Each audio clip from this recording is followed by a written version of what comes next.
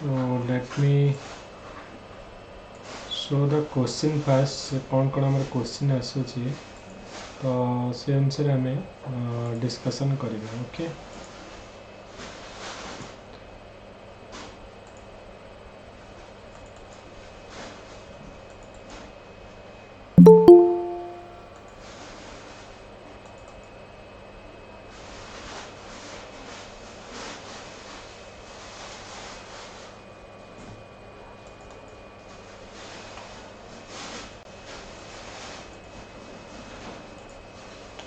Okay, I think all the people are here now, so we can start. Okay, so good evening everyone. तो आमे आज काली तापर दिन आम 3 दिन एवं कंटिन्यूअसली हिस्ट्री ऑप्शनल क्लास करवा. तो पर्टिकुलरली आम जो क्वेश्चन गुड़ाक पढ़ी डिस्कसन करवा कौन कौन क्वेश्चन पढ़ुचे. तेणु आमर मेन फोकस रही तो जोड़ा आमर प्रीवियस ईयर क्वेश्चन पड़ी ताकू भलसे आम करवा. कारण से कले आमर एटलिस्ट 70 to 80% आमर कभर हो प्लस ता बाद जोड़ा सिलेबस अच्छे आम डेफिनेटली करवा. कि फास्ट फोकस रहा लास्ट 7 years जो क्वेश्चन अच्छी ताकू आम केमी फास्ट कंप्लीट करने को ट्राए करवा. Okay, so just a minute.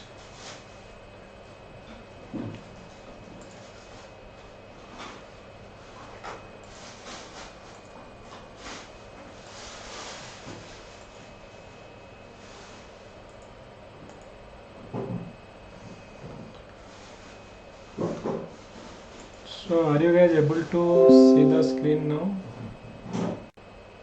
Yes sir. Okay, तो हमें लास्ट टाइम कौन कौन डिस्कसन करी थिले. ओके, तो हमें 1857 रिवॉल्ट डिस्कसन करी थिले जोड़ा कि लॉन्ग टाइम जो क्वेश्चन टा तो बहुत पिला भी हमारा आंसर केते लिखिक देइथिले. ओके, ता बाद हमें जो लैंड रेवेन्यू सिस्टम से डिस्कसन करते आम कह गले अन्य गुड़ा तो आम मैंने एमती रफली डिस्कसन करें कॉन्सेप्ट. किंतु आम देखा गले जो परमानेंट सेटलमेंट सिस्टम यहाँ जो लैंड रेवेन्यू सिस्टम यहाँ गोटे डिस्कसन करते आ 1857 रिवॉल्ट गोटे डिस्कसन करते. ओके, तो ताकू नहीं कि देख लैंड रेवेन्यू सिस्टम प्रति वर्ष पड़ू 2017 पड़ता 20 mark. Okay, permanent settlement system of Bengal. So though initiated with best intention was a sadly blundering affair. Okay, तो यहाँ गोटे परमानेंट सेटलमेंट सिस्टम उपरे पड़ता. ओके, तापर तुम देख गोटे क्वेश्चन आम पड़ुचे जे review the aim of moderate in the Congress. Do you believe because of their approach extremist appear at the national level. Just a minute. Okay, तो यहाँ गोटे आम पड़ू जो मॉडरेट आउ एक्सट्रीमिस्ट मान भर जो डिफरेन्स आइडियोलॉजी डिफरेन्स गोटे क्वेश्चन पड़ू. Discuss how Subhash Chandra Bose contribute to the national movement and what are the consequence. Okay, Subhash Chandra Bose ऊपर आम गोटे क्वेश्चन पड़ता. ओके, तो नेक्स्ट आम देखा जदि देखा 2016 क्वेश्चन. ओके, गोटे आम British industrial policy in 19th century ruin the Indian handicraft industry गोटे 20 मार्क पड़ू. यहाँ बैटल ऑफ बक्सर जोटा कि which defend the fate of India and which was माने इम्पोर्टाट आमर यापर जो मॉडर्न इंडियन हिस्ट्री चेंजेस आसाला से गोटे. आई क्वेश्चन भी आमर गोटे पड़ता जे Arya Samaj quit India movement आमर जो ऊपर 20 मार्क क्वेश्चन पड़ू. गोटे drain of wealth theory 60 mark question पड़ू. Okay, drain of what are the critically analyze the growth of economic nationalism in India in the light of drain theory जोटा कि आम कह drain of wealth theory. Zamindari system जोटा कि permanent settlement system कौन कौन आमर थिला 60 मार्क क्वेश्चन यहाँ गोटे पड़ू. तो आम पर्टिकुलरली क्वेश्चन को टार्गेट करवा. तो लैंड रेवेन्यू सिस्टम गोटे डेफिनेटली प्रति वर्ष गोटे क्वेश्चन पड़ो. तुम लास्ट 7 years क्वेश्चन देखी दियो. तो जमींदारी सिस्टम हो, रयतवारी सिस्टम हो, महालवारी सिस्टम हो, ये तीनटा एक डेफिनेटली तुम पढ़. ऑलरेडी आम डिस्कसन करें जो मैंने मे बी मिस कर जाइछ तो जो रिकॉर्डेड वीडियो अच्छी गोटे थर देखी नब. ओके, आउ एटार आंसर डेफिनेटली तुम लिखिकी ओके जोटा कि मत दब रिव्यू पाई. ओके, तो दीटा क्वेश्चन आम कह बर्तमान पर्यंत आम कर 1857 रिवल्ट आउ लैंड रेवेन्यू सिस्टम। तो आज कौन करवा आम जो ड्रेन ऑफ वेल्थ थ्योरी तापर पढ़ा कारण आपको रिलेटेड दीटा क्वेश्चन पड़ुची ओके जोड़ा कि मुझे कहली जे ब्रिटिश रो industrial policy in 19th century ruined the Indian handicraft industry गोटे 20 मार्क पड़ुची आउ रिलेटेड 60 मार्क आम रोचे drain of wealth theory. Anyway आम आग पढ़ा तो जो मूवमेंट गुड़ा पढ़ीचे जे नॉन कोऑपरेशन मूवमेंट है कि आमर क्विट इंडिया मूवमेंट है एगुड़ा आम पढ़ीचे कि आंसर लिखिकी डिस्कसन आम करवा ओके। तो परीक्षा पूर्व आम टार्गेट रखा जे मॉडर्न इंडियन हिस्ट्री आउ एंशिएंट हिस्ट्री दुईटा एक कंप्लीट करने ओके। वर्ल्ड हिस्ट्री आमर बर्तमान परीक्षा दरकार नहीं प्रिलिम तेणु आम आपको प्रिलिम पर पढ़ा वर्ल्ड हिस्ट्री ओके। तो प्रिलिम पॉइंट ऑफ व्यू जोड़ा कि आमर कॉमन रोचे जमीक कि वर्ल्ड जो मॉडर्न इंडियन हिस्ट्री है एंशिएंट और मेडिवियल एटा कॉमन रोचे तो आम जदि ताकू फोकस करवा आम बेनिफिट रे रहिबा ओके। तो आउ गोटे हूँ आमर कौन ना आमर यहाँ पढ़ी तुम देख जे गवर्नमेंट ऑफ इंडिया एक्ट जो कॉन्स्टिट्यूशनल चेंजेस आम 1919 1909 19 आउ 35 रे कौन होता तीनटा एक मैंने तीनटा क्वेश्चन को 20 मार्क तीनटा क्वेश्चन को मर्ज करके पकई ओके। कॉन्स्टिट्यूशनल चेंजेस कौन आसला आउ attitude of Indian national Congress towards a constitutional changes रे कौन थिला ओके। तापर हमर तुम ये महालवारी सिस्टम पड़ा आउ गोटे ओडिशार गोटे क्वेश्चन पड़ो दारा विषय चक्रा विषय ऊपर गोटे क्वेश्चन पड़ो जे आम political and economic cause of the tribal revolt होता अंडर द लीडरशिप ऑफ दारा विषय चक्र विषय आम यहाँ को डिस्कसन करवा ओके। तो मुझे जस्ट खाली क्वेश्चन देखु मैंने गोटे थर देखुचे जे कौन कौन पड़ी थी ओके। तो ये देख सिमिलरली आमर लॉन्ग क्वेश्चन रे why the commercialization of agriculture explain the nature of its impact on Indian economic life 60 marks पड़ा गोटे आ गोटे रॉयतरी सिस्टम आम सेटलमेंट सिस्टम ना मूवमेंट देख हिस्ट्री भी आमर गोटे जो आमर मॉडर्न इंडियन हिस्ट्री भी what do you understand by non alignment movement आम पॉलिटिकल साइंस रे पढ़ी किंतु एथे भी पढ़ी what was the role of India in the origin and growth of this movement ये गोटे टॉपिक जोटा तुम जीएस रे पढ़ुची पेपर जो पॉलिटिकल साइंस पेपर 2 रे पढ़ुची इवन मॉडर्न इंडियन हिस्ट्री भी एक क्वेश्चन आसी ओके। सिमिलरली तुम जो देख आमर 2006 जदि क्वेश्चन देख question most of the question repeat होती आर्य समाज आगु पड़ी एवं भी पड़ी क्विट इंडिया मूवमेंट आगु पड़ी 2006 भी पड़ी 2017 भी पड़ी पार्टीशन ऑफ बेंगल आम पढ़ा जोटा कि आम स्वदेशी मूवमेंट कहूँ आम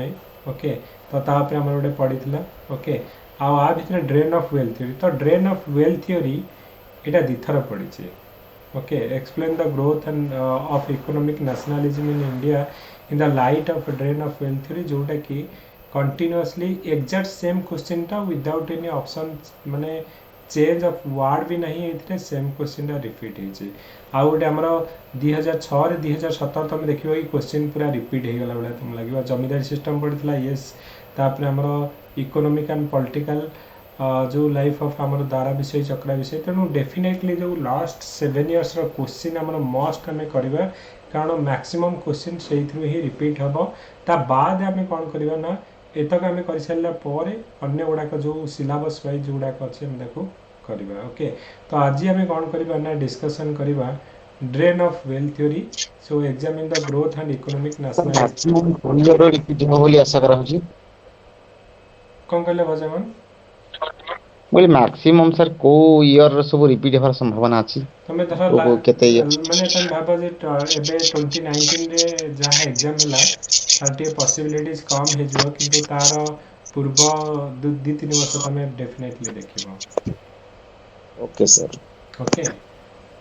सर चिंतामणि को सर आंसर राइटिंग क्लास गोटे भी रिव्यू हेनी सर हिस्ट्री रो नहीं करिबा मु ओके। तो डायरेक्टली मु माने क्लास रे ही करबा ओके। तो आमे जेम सर तो क्लास रे आमे हाफ एन आवर माने आंसर रिव्यू करबा आ 1 आवर हमर क्लास करबा particularly to the concept okay.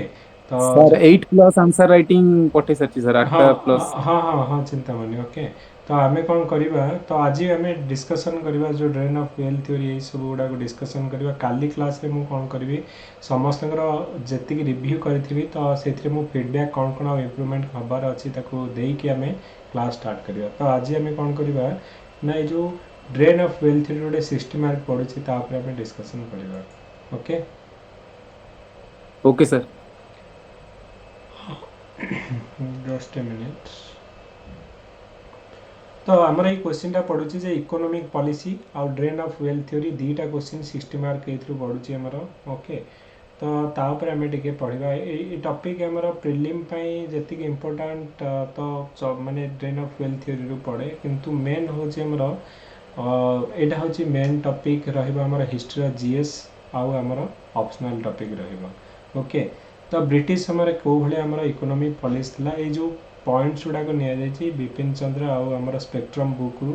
Point by point नि ओके सो डायरेक्टली ये मैंने तार सारांश लिखाई the better you can refer आमर स्पेक्ट्रम बुक को तुम डेफिनेटली रेफर कर प्लस आमर विपिन चंद्र ओके आउ तुम से जो पीएसआर फोल्डर आमर हिस्ट्री फोल्डर शेयर करा से भी तुम पर्टिकुलरली हिस्ट्री आमर बलियान नोट दि जाइए तो आंसर लिखला बेले से किसी पॉइंट्स तुम उठेब कारण टोटल डिफरेंट सोर्स रू कलेक्शन करके लिखाई आम ये कॉन्सेप्ट बुझा कौन होपर आंसर जो लिख तुम ओके तो सब टी आम रिसर्च करके लिखा पड़ो ओके तो आमर ब्रिटिश समय कौ भाया इकोनॉमिक पॉलिसी थिला तो इकोनॉमिक पॉलिसी जोटा कि आम स्टेजेस ऑफ कॉलोनियलिज्म आम डिस्कशन करवा तो ब्रिटिश माने फास्ट जो इंडियन जो मैंने कि टिके बुद्धिजीवी लोक थे जो मैंने लंडन में पढ़ी के आसते ओके तो ये जो आमिर खान भाया जो मैंने फॉरेन यूनिवर्सिटी जाकि पढ़ुले लॉ पढ़ुले लंडन में से भाया एजुकेटेड लोक कौन कहते जे ब्रिटिशर इंडिया रे ये आमको एजुकेटेड करने जेहेतु से इंग्लिश जानते एजुकेट वेस्टर्न कल्चर आ modern culture so they have came to India to teach us to आमको कौन ना शिखापी आसछन्ति they would help India to modernize actually India को मॉडर्नाइज करने आसी ओके तो जो मैंने इंडियन इंटेलेक्चुअल थे तो first half of 19th century they have adopted a positive attitude towards आमर ब्रिटिश रूल जे आमको आसछन्ति देख आमर कौन आम लोक मैंने जानी नाहंती एमाने आमर जो कुप्रथा चली सतीदाह प्रथा बंद करुँच सी आमर वुमेन एजुकेशन कथा कहते से माने आमर जो माने विडो रिमैरेज कथा कहते ओके तो ये सब कथा कह मैंने आसने they are came to India to educate Indians आउ मॉडर्नाइज इंडिया को मॉडर्नाइज करने आसछन्ति किंतु से माने मूर्ख थे कहीं ना से माने एया जानना जे मॉडर्नाइज करिया ना से माने हमको शोषण करुले डेवलपमेंट तो किसी तो पॉजिटिव काम किंतु मैक्सिमम बेनिफिट रहा जे how to exploit the Indians Indian मान को केमिति शोषण करवा एठू मानकठू केमिति रॉ मटेरियल आम कम दाम रे नबा ब्रिटिश रे इंडस्ट्रियल पॉलिसी से इंडस्ट्रियल रेवोल्यूशन हो जाइथिला तो ब्रिटिश रे नेकी से माने फिनिश गुड जो प्रोड्यूस करके पुणी इंडियन मान को आनी चढ़ा दाम रे बिकुतिले रेलवे से माने जो आम कहले जे रेलवे लाइन से डेवलपमेंट करुछन रेलवे लाइन से माने इंडियन मानकर डेवलपमेंट पाई कर नथिले रेलवे से माने निजर डेवलपमेंट पाई करथिले कोन पाई जे सहज रे रॉ मटेरियल डिफरेंट एरिया रो कलेक्शन करके से माने नै परिबे पुणी जिते फिनिश गुड नहीं कि आसबे सब जगह को फिनिश गुड पठे पारे सो दैट कि कौन हम ना से माने दे कैन पेनिट्रेट द गोटे बिगर मार्केट इंडियन मार्केट को पेनिट्रेट करिकी तुमको प्रोडक्ट गुड़ा बिक्री करें और लाभ भी से हम ओके कि आम भावुले रेलवे डेवलपमेंट कर इंडियन मान वी आर फुल ओके तो इंडियन जो इंटेलेक्चुअल थे first of the century they are positive attitude towards British rule किंतु कहीं से मैंने भावुले कि they are advance nation British मैंने आमर इंडिया को मॉडर्नाइज करने आसी किंतु आमर हूँ in the economic realm the Britain से गोटे emerging industrial giant of the world थिला so was expected to develop India's productive force through introduction of modern science technology and capital economic organisation माने आमे काम पे भावुले जे देखो ब्रिटेन वर्तमान world गोटे फास्ट आमे कह इंडस्ट्रियल रिवोल्यूशन ब्रिटेन रे आसुची ओके तो से माने जेहेतु गोटे आम मॉडर्न साइंस एंड टेक्नोलोजी और कैपिटलिस्ट इकोनॉमिक अच्छी सेठी तो मे बी इंडस्ट्रियल डेवलप जो इंडस्ट्रियल जो रेवोल्यूशन है इंडस्ट्रियल जो डेवलपमेंट कर they will bring that industrial development to India आम से भावुले जो मॉडर्न साइंस एंड टेक्नोलोजी से मैंने इंडिया को प्रोवाइड करेंगे ये भावुले किंतु एटा गोटे आम प्रोसेस थिला जोटा कि वी आर एक्चुअली जहाँ भावुले they are totally opposite okay so the process of our disillusionment the set in gradually after 1860 the reality of the social development in India failed okay तो से आम जोटा कि भावुले कि डेवलपमेंट करने को आसते कि रियली एमाने कौन ना किसी डेवलपमेंट करने को आसी नथिले so we are began to notice that while the progress in new direction was slow out and halting okay तो ये कौन होची ना their image of the British rule began to take an darker hues and they began to prove differ into the reality of the British rule and its impact on India तो आम जिते देखिले जे एमाने तो ये डेवलपमेंट इंडियन मानकर कहीं development होनी तो से आमर जमी कि दया कुछ तो गड़बड़ है करके आमर से जो गोटे सीरियल CID सीरियल आसला तो से एमाने को कौन होची ना आमर एमाने कौन करेंगे ना तापर इन्वेस्टिगेशन करेंगे जे why actually India is not doing माने डेवलपमेंट हो पारुनी कौटी प्रोब्लेम रोचे so British rule in India caused a transformation of Indian economy into a colonial economy तो मेन होची से माने इंडियन इकोनॉमी रो किछि भी डेवलपमेंट कर नथले दे changes Indian economy into a colonial economy रे से माने कोन करूथले ना मैक्सिमम बेनिफिट ट्राई करूथले कि इंडियन मानकटो केमिति बेनिफिट आम नवा ओके आउ मैक्सिमम बेनिफिट इंडियन मानकटो नहीं कि एक्सप्लॉइट करबा होची तांकर मेन काम केमिति इंडियन मानक एक्सप्लॉइट करूथले आम देखिबा वन बाय वन आम इंडियन इंडस्ट्री मानक को केमिति से डिस्ट्रॉय कले देखो आम कौन करूथले ना आगुरु देखिबा हमर इंडिया रे कौन थिला ना विलेज और कॉटेज इंडस्ट्री थिला आम निजे जो प्रोडक्शन करूथले ओके तो आमको कौन करागला जो विलेज और हैंडीक्राफ्ट इंडस्ट्री सपोज आम कि जोटा कि देसी इंडिजिनियस प्रोडक्ट डेवलपमेंट करुले खदी हो कि अलग हैंडमेड आमर प्रोडक्ट गुड़ाक हो सब जिनस निजे आम प्रोडक्ट करुले तो आमर कौन ना आमर एम्प्लॉयमेंट भी रोला लाइवलीहुड भी से आसूला ओके तो दुखे सुखे चली इवन इफ एग्रीकल्चर केस रे तुम देख जे आम केवल जोड़ाक क्रॉप बेस्ड एग्रीकल्चर करुले जहाँ आम खाइबा सेटा को एग्रीकल्चर करुले किंतु जो ब्रिटिश मैंने आसवे से माने कौन करेंगे ना आमको फोर्सफुली करेंगे कि तुम कमर्शियलाइजेशन ऑफ एग्रीकल्चर करने इंडिगो कह प्लांटेशन करने इंडिगो रे आमर काम कौन आम इंडिगो थोड़ी ही खाइबा तो इंडिगो ये करुले कि जे तांकर बेनिफिट हे तांकर इंडस्ट्री जो डेवलपमेंट हो टेक्सटाइल इंडस्ट्री एमाने इंडिगो कलर नहीं कि यूरोपियन मार्केट रे से कलर बहुत डिमांड थिला आ ताकू यूज करके से माने कौन करेंगे ना बहुत बेनिफिट करेंगे और टेक्सटाइल इंडस्ट्री बहुत डेवलपमेंट हम तो आमर एग्रीकल्चर को कमर्शियलाइजेशन कले जिते तुम देख आमर धीरे धीरे कमर्शियलाइजेशन हम आम कौन करवा ना जो क्रॉप गुड़ाक आम करूले फॉर कंज्यूम तो से गुड़ाक धीरे धीरे आम कैश क्रॉप आड़ को आम पलैबा पर जो तार डिमांड कमिज तो आमर कौन हम ना आम प्रोब्लेम फेस करवा सिमिलारली तुम जो देखो जे से इंडस्ट्रियल डेवलपमेंट करुँच तो से कौन कले रॉ मटेरियल यू कम रे नेले कटन फटन तुला तुला यू कम रेट नेले यूरोपियन मार्केट रे प्रोसेसिंग करी फिनिश गुड जोड़ा कि आम कहे मटेरियल माने जो टेक्सटाइल से करके इंडियन मार्केट रे आनिक बिकिबे तुम भाव गोटे कथा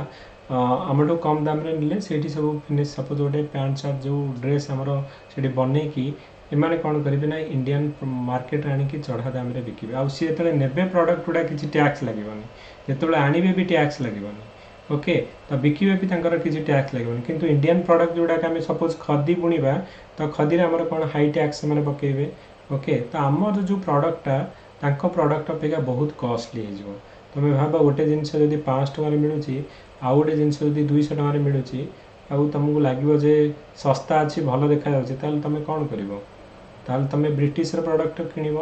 ओके फिनिश देखा कारण आम उपर से टैक्स लगाऊे कारण तुम तैयारी करें जब 300 टका खर्च कर टैक्स फैक्स से लगाऊँ तुम पुणी निजर परिश्रम अच्छी तुम तो कस्ट पड़ जाऊँगी 400 टका आम बिकी पारे तुम तो प्रॉफिट रखी सपोज 450 टका बिकला बेलू जड़े तुमको 300 टका बिक तो डेफिनेटली प्रोडक्ट गुड़ा बिक्री हम तो जो आम प्रोडक्ट गुड़ा ही बिक्री हेनी आम करवा कौन ना आम प्रोडक्शन करवा बंद करदे आम जब प्रोडक्शन करवा बंद करदे ताल कौन हम ना आमर अनएम्प्लॉयमेंट हो किसी काम दाम करवानी बसवा अनएम्प्लॉयमेंट हो गला तुम भाव जे आम कौन करवा ना डेफिनेटली आम कौन करवा ना जदि काम दाम ना आईदर जो मैंने कि लोन फोन नहीं से सुइसाइड करेंगे अदरवाइज कौन करेंगे ना इलीगल एक्टिविटीज रे इन्वॉल्व होबे लाइक मैंने कौन करेंगे ना रिवोल्यूशन करेंगे पान सिंह तोमर भाया गुड़ी बंदूक उठे मैंने कौन करेंगे ना फाइट करने ब्रिटिश एग्नेस्ट रे वॉइस रेज करेंगे तो ये सिचुएशन हम okay so the structure and the operation of the Indian economy are determined by the interest of the British economy तो ये आम देखा जे को केस रे हमर कॉलोनियलिज्म टा हमर जो रहिला इंडियन रो जो इकोनॉमीटा थिला तो impact of the colonialism on the economy तो को भलिया थिला हमें धीरे धीरे देखिबा सॉरी तो ये 10टा पॉइंट अच्छे आम ताकू ही डिस्कशन करिया फास्ट है हमर कोन ना डी इंडस्ट्रियलाइजेशन तो डी इंडस्ट्रियलाइजेशन माने कोन ना हमर जो इंडस्ट्री थिला जो विलेज आउ हैंडीक्राफ्ट इंडस्ट्री थिला तो ताकू पूरा डिस्ट्रॉय करागला ruin of artisan and handicraft industries आमर जोटा कि आमर चलिया पे आमर जोटा कि आम कहूचे इंडिजिनियस प्रोडक्ट जोड़ाक आम तैयारी करुले ओके से मे भी इंडिजिनियस आमर फर्निचर हो कि इंडिजिनियस आमर जो फैब्रिक हो कि आमर खदी हो एगुड़ाक आम तैयारी करुले ताकू पूरा बंद करदे ओके तापर आमर कौन हम ना इवन इफ आमर एग्रीकल्चर केस रे भी आमर पिजेंट माने भी बहुत आमर प्रॉब्लम फेस करेंगे ओके एमर्जेंस ऑफ आमर new land relation ruin of आमर ओल्ड जमींदारी आम पढ़ा one by one stagnation and deterioration of agriculture रो से माने कौन करेंगे ना किसी डेवलपमेंट हेनी स्टैग्नेशन और डिटोरेशन इवन इफ आम लैंड रेवेन्यू पॉलिसी रे देखिले जे कौन से माने करेंगे ना हेवी टैक्स नौले आमठू माने तमर जमींदारी सिस्टम हो कि रयतवारी कि महलवारी सिस्टम रे से माने केबे हेले भी इंडियन मानकर एग्रीकल्चर डेवलपमेंट हो केबे चाहूले कि बिल्कुल नुहे से माने को टैक्स दरकार भाई तुम जहाँ करुच कर 50% टैक्स आमको देदेव ओके तो तुमर से माने जे कृषक कौन पर्टिकुलाली आमर फर्टिलाइजर दिज्व क्वालिटी सीड दिज्व से इरिगेशन फैसिलिटीज प्रोवाइड कराब जमीक आजिका डेट्रे आम कहे नरेंद्र मोदी आमर आम कहे सॉइल हेल्थ कार्ड रे केते आमर सॉइल रे जो फर्टिलाइजर लगे से डिसाइड हो क्वालिटी सीड प्रोवाइड कराउची इरिगेशन आमर प्रधानमंत्री कृषि सिंचाई योजना रे आमर इरिगेशन प्रोवाइड कराउची माने ओवरऑल डेवलपमेंट पाई गोटे एग्रीकल्चर जमती गवर्नमेंट चाहूँगी से समय बिल्कुल चाहूनला से केवल टैक्स ओरिएंटेड रोला टैक्स कलेक्शन करने तो से stagnation and deterioration of our Indian agriculture आमर हो कमर्शियलाइजेशन इंडियन एग्रीकल्चर आम डिस्कसन करवा जे आमे केमिति जो एग्रीकल्चर प्रोडक्ट रू कैश क्रॉप आड़ को जीवा जे आमको कौन कहब जे इंडिगो तुम जबरदस्ती कर तुमर 3/28 ऑफ लैंड रे तुम इंडिगो प्लांटेशन करने को बाध्य अदरवाइज तुमको टैक्स दबा पड़ो जोटा को आम कहे 3 काटिया सिस्टम बोली ओके तो कमर्शियलाइजेशन कराई आमर इंडियन एग्रीकल्चर को तापर तुम देख बैकग्राउंड रे भी आमर धीरे धीरे कौन आमर मॉडर्न इंडस्ट्री भी डेवलपमेंट हो इन ए स्मॉल स्केल राइज ऑफ आमर इंडियन आमर बुर्गेइज क्लास आमर हम ओके तापर famine and poverty changes the structure of Indian trade तापर आमर इकोनॉमिक ड्रेन तो आम जो इकोनॉमिक क्रिटिक आमर रहिबे तो आम पढ़ा दादा भाई नारोजी रहिले उमेश चंद्र दत्त रहिले ओके तो सुब्रमण्यम आयर रहिले तो एमाने केमिति ब्रिटिश मानकर ये जो कॉलोनियल पॉलिसी को एक्सपोज करेंगे आ से कहे जे एमानकर जो policy this policies only to drain the wealth from India India रो एमाने कौन करथिले ना जो वेल्थ गुड़ा को लुटिकी नहीं जाऊला ब्रिटिश रो डेवलपमेंट करुले आम देखा वन बाय वन तो फास्ट आम कौन देखा जे केमिति डी इंडस्ट्रियलाइजेशन है आमर आर्टिसन और हैंडीक्राफ्ट इंडस्ट्रीज ओके तुम जब बैकग्राउंड देख इंडियन इंडस्ट्रीज आमर 17th सेंचुरी रे तो माने एटा फ्लोरिश थिला इंडियन इंडस्ट्रीटा आमर वेल डेवलप थिला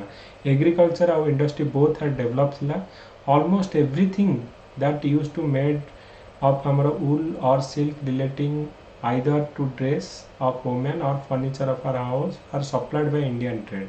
किछि भी आमे करूथिले ना हमको फर्निचर दरकार हो किबा हमरो जो क्लॉथ हो ए सब गुड़ाक किए करूथिले इंडियन माने करूथिले आमे निजे प्रोडक्शन करूथिले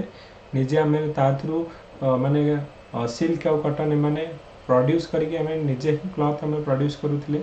ओके तो इवन सिमिलर केस हो कौन ना फर्निचर रे आमे निजे काठ काम बढ़ई काम करके आमे फर्निचर गुड़ाक प्रोड्यूस करूथिले सो एज ए रिजल्ट हमर European mercantilist and the manufacture complain to the English government तो इंग्लिश गवर्नमेंट को कंप्लेन कले कहले जदि एमाने सब निजे करिवे ताले आमे रही कि कौन करबा ओके तो तुम गोटे काम कर एमान प्रोडक्ट उपरे टैक्स लगे दियो ओके अधिक टैक्स लगे दियो तार जमती कि तार दामटा बढ़ी जीवो सो दैट कि आम प्रोडक्ट तुलना जदि तांको दाम बढ़ी जीवो तांकर केही किनिबेनी सेकंड कथा हला तांकर जो प्रोडक्ट गुड़ाक यूरोपियन मार्केट रे आसुची एक तो रेस्ट्रिक्शन लगाओ दुई रे जीए किनिबो ताकू फाइन दबाव पड़िबो पेनाल्टी भरिया पड़िबो तो यही भाया एमती पोजिशन करागला जे इंडियन प्रोडक्ट गुड़ा को कहीं किणवेनि माने बैन गोटे प्रकार कह इंडियन प्रोडक्ट को बैन करने को ट्राए करागला तो 17th century English government pass an act तो सी एक्ट अनुसार कौन है ना ban all kind of cloth silk आमर muslin calicoes from India Persia और चाइना तो एरिया जेतक जदि तुम क्लॉथ सिल्क यही सब गुड़ाक तार प्रोडक्ट गुड़ाक नहीं आसो बैन करने गोटे एक्ट पास करागला 1720 कौन कराब पेनाल्टी जदि किए इंडियन सिल्क जी पिंधिब से 5 आमर स्टर्लिंग आमर फाइन दब जदि किए बिकिब 20 स्टर्लिंग फाइन दब तमाने इनडायरेक्टली कौन करा ना इंडियन प्रोडक्ट उपरे टोटाल रेस्ट्रिक्शन लगागला बॉयकट गोटे टाइप रो बॉयकट करिया पई से माने ट्राई कले ओके तो इंडियन जेतेबेले जो इंडस्ट्री जो डी इंडस्ट्रियलाइजेशन आम कहूँ इंडस्ट्रीटा आम गोटे डोमेस्टिक मार्केट गोटे इंटरनेशनल मार्केट रे तो तुम देख रेस्ट्रिक्शन लगाईगला सी गोटे पास गोटे लॉ नहीं कि आइले आ कहले जी इंडियन प्रोडक्ट को किनिब किंबा पिंधिब तापरे फाइन पड़ो तो इंटरनेशनल मार्केट रे आमर कौन ना डिमांड डेफिनेटली कमिजिव ना नहीं आम प्रोडक्ट रो डिमांड कमिगला सिमिलरली डोमेस्टिक मार्केट रे माने कौन करिवे जो ट्रेडिशनल हैंडीक्राफ्ट गुड़ा करुले तो से कौन करेंगे ना तांको प्रोडक्ट उपरे टैक्स लगनी आम प्रोडक्ट उपरे हेवी टैक्स लगे तो डोमेस्टिक मार्केट रे आमर जो जिनस बिका हुआ ब्रिटिश प्रोडक्ट गुड़ाक कम कंपेरेटिवली आमको कम माने आम प्रोडक्ट तुलन जो कम दाम हम सस्ता हम लोक मैंने से किणवे तो इवन इफ आम डोमेस्टिक मार्केट को से कौन कले ना कैप्चर करने तो इंडियन आम जो ट्रेडिशनल इंडस्ट्री थी हैंडीक्राफ्ट इंडस्ट्री तो ये तो से कौन करेंगे ना गोटे चार्टर एक्ट 1813 रे कौन करेंगे ना चीफ और मेसीन मेड जो प्रोडक्ट गुड़ाक से ब्रिटिश रू कौन करेंगे इंपोर्ट करेंगे कारण ब्रिटिश से इंडस्ट्रियली डेभलप हो जाता तो सेठी कौन करेंगे ना मेसीन रे कौन करेंगे और मेसीन मेड प्रोडक्ट गुड़ाक एक चीप और मेसीन मेड प्रोडक्ट गुड़ाक आणिक इंडियन मार्केट रे फ्लडेड करदे तुम भाव आजिका डेट रे चाइना मोबाइल तुम एवरीथिंग जो चाइना सस्ता जिनस आमको देखुचे जदि गोटे प्रोडक्टा देखिए सब ठीक ठाक काम करुँच भल देखा सस्ता गोटे इंडियन प्रोडक्ट जब 150 टଙ୍କା चाइना प्रोडक्ट जब 50 टଙ୍କା आम कौन कर इमिडिएटली चाइना प्रोडक्ट किनी दौचे कारण से सस्ता आउ they are flooded in the Indian market China वाला माने एमती से जानी शुणी कि करेन्सी भी डिभाल्युएसन कर सो दैट कि प्रोडक्ट गुड़ाक सस्ता हेले से केवल इंडिया नुहे थ्रू आउट वर्ल्ड रे प्रोडक्ट गुड़ाक फ्लडेड करुँच ओके आम जो कहे इकोनॉमिक टर्म रे डंपिंग ऑफ द जो प्रोडक्ट गुड़ाक नहीं डंप कर से भाया ब्रिटिश माने कौन करेंगे ना चीप और मेसीन मेड प्रोडक्ट गुड़ाक इंडियन मार्केट रे फ्लडेड हिसाब से फ्लडेड करके कौन करेंगे ना इंपोर्ट करेंगे ओके तो जो थे कि चार्टर एक्ट से कौन करेंगे ना one way free trade off the British माने यूनिलेटरली फ्री ट्रेड पॉलिसी गोटे करेंगे माने जितेबाला से इंपोर्ट करेंगे माने तांको प्रोडक्ट गुड़ाक किसी टैक्स नहीं इंपोर्ट कराउछंती किंबा हमर मटेरियल गुड़ाक जो इंडिया रू नहीं कि जाउछन सेतेबेले किसी टैक्स तांको लागिबनी किंतु जेतेबेले इंडियन प्रोडक्ट गुड़ाक इंपोर्ट किंबा एक्सपोर्ट होबा सेतिरे टैक्स लागिबो तो एटा गोटे यूनिलैटरल फ्री ट्रेड हे गला तांको ओके तो तांकु कौन कराला ना मैंने एक तो रिसोर्स मैंने नहीं कि गले कौन ना इंडिया रु कम दाम रे मटेरियल गुड़ाक नहीं कि गले कटन फटन ये सब मटेरियल कम दाम रे नहीं कि जिवे टैक्स लगेबेनी तांकर सेठी इंडस्ट्रियल डेवलपमेंट रे जो तैयारी करिवे पुणी टैक्स लगेबेनी किंतु इंडियन मार्केट रे आनिकी हाई दाम रे बिकिबे ओके सो आफ्टर तमर देतल 1828 so European market was virtually close for Indian export जेहेतु आम उपरे ऑलरेडी से माने एते गोटे लॉ नहीं कहते कहले जदि इंडियार प्रोडक्ट किए पिंधिबो किंबा बिकिबो तापरे फाइन तो डेफिनेटली आउ किए करेनि तो वर्चुअली आम जो इंटरनेशनल मार्केट आम एक्सपोर्ट करूँ इंडियन प्रोडक्ट गुड़ाक पूरा क्लोज हो गला तापरे से समय जो न्यूली इंट्रोड्यूस होता रेलवे नेटवर्क तो that is help the European product to reach the remotest corner of the country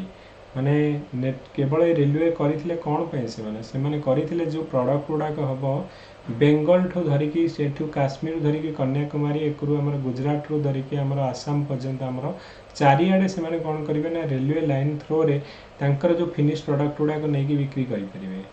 okay so Indian product found it more and more difficulty to penetrate to European market as well as तमर domestic market रे भी तांकू compete करिकी हरला भाया condition रही तेणु जिते आम British product आगे एक तो आमको बंद बैन कर दिगला सेकेंड तो आम प्रोडक्ट गुड़ाक तुलना प्रोडक्ट जो चीप हम डेफिनेटली कौन हम ना प्रोडक्ट गुड़ाक जो बिक्री न हम आम प्रोडक्शन करवा कहीं आम जदि तुम गोटे जिनसटे करी जदि थोब तुम बिक्री न हो बंद करदेव आ बंद करदेला कर कौन तुम अनएम्प्लॉयमेंट हो गला so loss of the traditional livelihood जो तुम चलला नहीं तुम बिजनेस है नहीं तो लॉस ऑफ आम traditional livelihood was not accompanied by a process of industrialisation in India okay तो आज ए रिजल्ट तुम डी इंडस्ट्रियलाइजेशन हम तुम ये कम करूल ओके हाथ रे तैयारी करूल तुम से जो जिनस गुड़ाक तुम बिक्री ही हेनी तुम बाध्य कि कौन कर कम दाम छाड़ तुम रोजगार पड़ेगा तुम्हें कौन अनएम्प्लॉयमेंट हो so as a result deindustrialisation of India took place so Indian आमर जो इंडियन आर्टिसन थे हैंडक्राफ्ट जो हैंडीक्राफ्ट्स मेन थे they were already filling in the crowns due to loss of patronage by the princes and the nobility who were now under the influence of new western taste and values तो तापर भी तुम देख बहुत गुड़े लोक माने राजा अंडर काम करुवे राज दरबार रे काम करुवे शाही आमर जो कहते कलाकार जो मैंने थे से माने राजा कौन ना चित्र बनाऊे राजा भाया बासन बनाऊे राजा आमर पर्टिकुलर फर्निचर बनाऊे ओके जो ब्रिटिश मैंने आसवे सपोज क्या संगे से सब्सिडाली आलियान्स कर कहे जो लोक अच्छा सब दरकार नहीं बाहर कर दियो ओके आमको कम लोक दरकार अच्छी आम तो शासन चलेबू तुम कहीं व्यस्त हो तुम ये समस्त को बाहर कर दियो ओके आउ जहाँ प्रोडक्ट किणिया कथा आम जोगेदेबू ओके तुम फॉरेन प्रोडक्ट किण सब आमठू किण तो ये जो बाहर करदे मैंने कौन करेंगे ना आंकर पिला छुआ संसार सब भासीज कहीं ना एम को कम ही जब बाहर कर रोजगार से पड़ेगा तो लॉस ऑफ पैट्रनेज जो हे माने जो राजा दरबार ये कम करुवे नोबेल मान अंडर ये कम करुवे तो ब्रिटिश मैंने जो कंट्रोल करेंगे तो ये कहीं बाहर करदे ब्रिटिश मैंने कहे you are fire from the job तो से कौन हम ना जॉब ही पड़ेगा ओके तो यही आमर कौन करेंगे ना पूरा आमर जो हैंडीक्राफ्ट इंडस्ट्री आउ जो आम कहवा जो कटेज इंडस्ट्री थिला आर्टिसियन हैंडीक्राफ्ट और कटेज इंडस्ट्री तो टोटाल सेटा को डी इंडस्ट्रियलाइजेशन कर दिया जाए ओके तो this is called the deindustrialization जोटा कि आमर आर्टिसियन और हैंडीक्राफ्ट और कटेज इंडस्ट्री को पूरा कौन करदे से माने डिस्ट्रॉय करदे बाय आमर इंट्रोड्यूसिंग देयर प्रोडक्ट ओके तो डी इंडस्ट्रियलाइजेशन जोटा कि आम रियून ऑफ आर्टिसन आउ हैंडक्राफ्ट पढ़ले तो डी इंडस्ट्रियलाइजेशन जो हम प्रोसेस रे ओके ताहले कौन हम ना जो डी इंडस्ट्रियलाइजेशन है ताहले कौन ना डी अर्बानाइजेशन हो कहीं ना तुम आम राजा दरबार रे काम करुले कि आम सहर आम बिजनेस कौटी भल हुए सहर रे हुए तो से आम विलेज और कटेज इंडस्ट्री सब करके बसते जो आम प्रोडक्ट गुड़ाक ही चलनी सपोज आम कोविड टाइम आम पुणे कि सूरत कि बॉम्बे रे काम करुचे जदि सब बंद बंद हो गला आम से रही करवा कौन सब गाँ को दंडेଇବା। तो सिमिलर धंदा जिते तुम डी इंडस्ट्रियलाइजेशन हो बिजनेसटा आम सहर में करते जो आम बिजनेस ही ना आम कौन करवा डी इंडस्ट्रियलाइजेशन आम डी अर्बानाइजेशन हो सब कौन करवा सहर गाँ को दंडेଇବା। तो डी अर्बानाइजेशन हो डी अर्बानाइजेशन होगला मोर आम लोक रूराल आड़ को दांडेबे से रूरालाइजेशन हो। तो रूरालाइजेशन हो गले कौन हम ना आम कौन कर कम दाम किसी ना माने कौन करवा आम आसिक जमी खटिया पिजेंटाइजेशन हम। ओके तो से तुम कौन कर ना जो अधिक लोक गोटे जगह काम कर दरकार ना लोक एक तो एग्रिकल्चर एमती भी चलुनी तुम जदि अधिक लोक से एम्प्लॉयमेंट नब कौन हम किसी फायदा नहीं। तो ये कौन हम ना आमर धीरे धीरे आमर एग्रिकल्चर लैंड उपर भी प्रेशर पड़ो। ओके तो ये कौन हम ना आमर पिजेंटाइजेशन हम आम आगे पढ़ा लैंडलेस लेबर जो मैंने थे। तो एग्रिकल्चर आउ डी इंडस्ट्री दी जन जाक मिसला तो बहुत आमर कौन हम ना एग्रिकल्चर भी आमर प्रोब्लेम इंडस्ट्री तो हमें आम बुड़े देके आसीजे। So loss of traditional art and craftsmanship so total आमर कौन हम ना एग्रिकल्चर आउ इंडस्ट्री यहाँ को पूरा डिस्ट्रॉय से माने करदेवे। Okay so why deindustrialisation जे आमर डी इंडस्ट्रियलाइजेशन आम कहे why deindustrialisation decline of आमर ट्रेडिशनल रूलिंग क्लास जो आम कहले जे राजा ही रही तो से माने कौन करेंगे अंडर जिते जो लोक मैंने काम करते देखले से रॉयल पैट्रोनेज पड़ेगा। तापर आम new middle class fond of आम इंग्लिश फूड आम खाऊले कौन जे आमको बरा भल लगुला जो दुकान देता आम बरा खाऊला आम देसी लोक आम ए बड़ा पाव खाइबा आम ए कौन करवा ना माने आगुरी आम कौन कर ना धोती पिंधुला आम ए सूट पिंधा। तो माने कहवा कथा जे middle class they are now much more fascinated towards आम इंग्लिश फूड आम ए कौन करुचे जे आम गोटे ब्रांडेड सार्ट पिंधुचे कहीं आमर ए तुम कह खदी पिंधा भल पाइबे कि कहीं भी भल पाइबे आम सब कौन चाहिए ना गोटे आम कॉस्टली ब्रांडेड विथ आमर माने इंडियन रो कहीं चप्पल पिंधा भल पाइबे आमको कौन ना ब्रांडेड शू रिबॉक दरकार आमको प्यूमा दरकार। तो ये आमको इंग्लिश गुड दरकार। तो न्यू मिडिल क्लास जो मैंने they are fond of English foods तो डेफिनेटली इंडियन प्रोडक्ट गुड़ा को जी न चाहिए आम ए कहे भोकाल फॉर लोकल जे आम इंडियन प्रोडक्ट उपर तुम मोर फोकस कर मेक इन इंडिया उपर आमर मोर फोकस कर किंतु आम कौन करुचे ना से गुड़ा को छाड़ी आमर मोर आम जोड़ा कि फॉरेन ओरिएंटेड जोड़ा कि आमर ब्रांडेड आमको से गुड़ा को दरकार। ओके तो मिडिल क्लास फंड ऑफ आमर इंग्लिश फूड इंडस्ट्रियल रिवोल्यूशन हम आमर आम कहले जो मेसीन प्रोडक्ट गुड़ाक फिनिश प्रोडक्ट गुड़ाक हेवी परिमाण रे इंडियन मार्केट रे फ्लडेड हम। Okay unilateral free trade policy आम देखिले जे से माने जो बिजनेस करेंगे किसी टैक्स ना कि आम जो एक्सपोर्ट इंपोर्ट करें आम उपर हेवी टैक्स लगे दूसरे तो जहाँफल कि आमर बिजनेस ही बंद करदे। So all this was done without compensating the development of machine industries. तो एमाने कौन करुले ये सब जिनस तो कले जदि से माने इंडस्ट्रियल डेवलपमेंट इंडिया रे करि थांदे ताहाले इंडिया रे हमर बेनिफिट होता है। सपोज से माने इंडस्ट्रियल डेवलपमेंट फैक्ट्री इंडिया रे लगे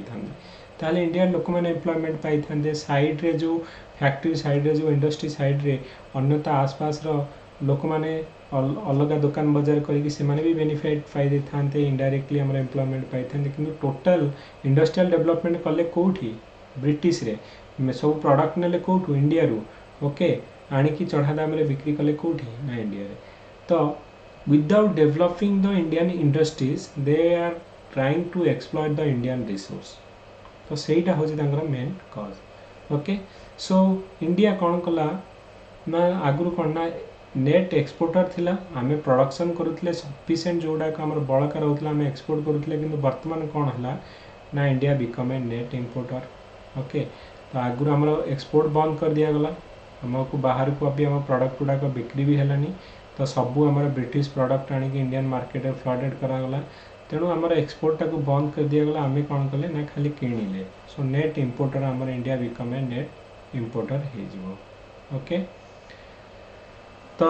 यहाँ हूँ कौन जे ता छड़ा जे या जे डी इंडस्ट्रियलाइजेशन पछरे आहरी भी कज अच्छे जे इंटरनल वीकनेस ऑल्सो रेस्पॉन्सिबल तुम इंडियन मैन्युफैक्चर जो fail to find new market आम सब खाली यूरोपियन मार्केट कहीं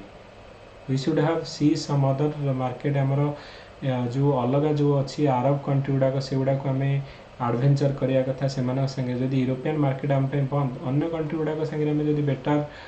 जो ट्रेड रिलेशन रखी था मे भी सेठी आम करें तो मैंने जदि आमको गोटे रास्ता बंद आउ गोटे रास्ता आम खोजी पारि था किंतु Indian manufacture fail to find new market so did not explore the other countries and continent so missing the adventurist trader तो आम जो कहे जदि अन्य कंट्री संगे जदि आम बिजनेस करूँ ताल ये प्रोब्लेम आज ही न था okay so Indian ruler fail to make any effort for any trade policy focus only on land revenue and income तो इंडियन रूलर माने जो मैंने राजा भी थे से माने भी किसी खाली सी तो कहले तो पैसा आम पाखक आसूची ओके तो आमर तो जो खजाना जो आमर तो राजांकर जो अच्छी आमर खजाना को तो आमर तो लैंड रेवेन्यू और लोक मैंने तो करी माने रोजगार करिकी से माने तो आनिक हमको टैक्स दौरान आम आउ कौन पे गोटे बाहर को जाकि एफर्ट देकी क्या संगे ट्रेड पॉलिसी करूँ तेणु Indian ruler fail to make any effort for any trade policy focus only on land revenue और इनकम उपरे से फोकस करते किंतु ता भितर टिके टीपू सुल्तान टिके डिफरेंट थे जे कि आमर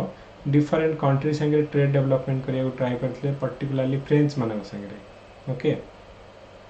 तापर भी आमर no priority of development in navy by Indian ruler आम नाभाल भी एत तुम डेवलप नाला ओके जमीती कि ब्रिटिश मानकर आउ गोटे बेटर बेनिफिट रहा से नाभाल सुपेरियरिटी थिला से माने सीप रे कौन करुले सब जिनस लोड करके नहीं जाऊे पुणी सीप रे नहीं आसुले तो जोटा कि आम पाखे से जो नाभाल सुपेरियरिटी नाला okay so Indian coastal trade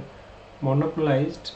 by Europeans because of their superior navy okay so if the coastal trade under Indian control then difficult for European जदि coastal trade टा जदि इंडियन मान को कंट्रोल रे थांता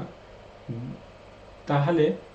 हमर एटा भी ओडे हम पे बेनिफिट हे पारि थांता ओके तो यहाँ आमर है कौन ना आमर फास्ट जो आम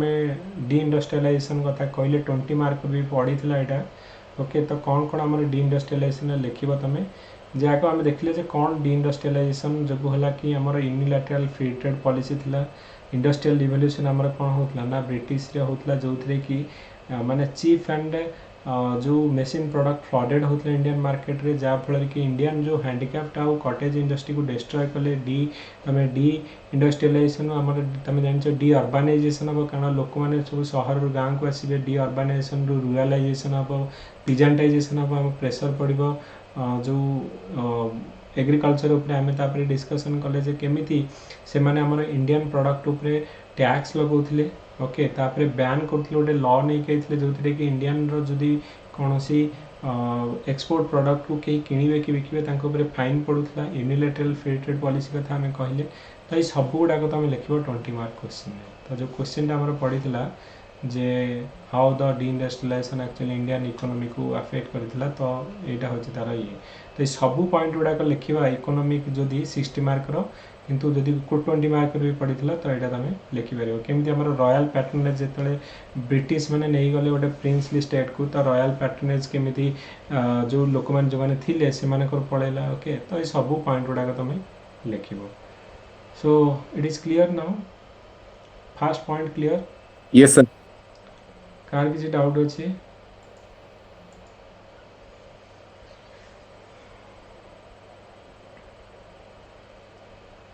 okay should we go to the next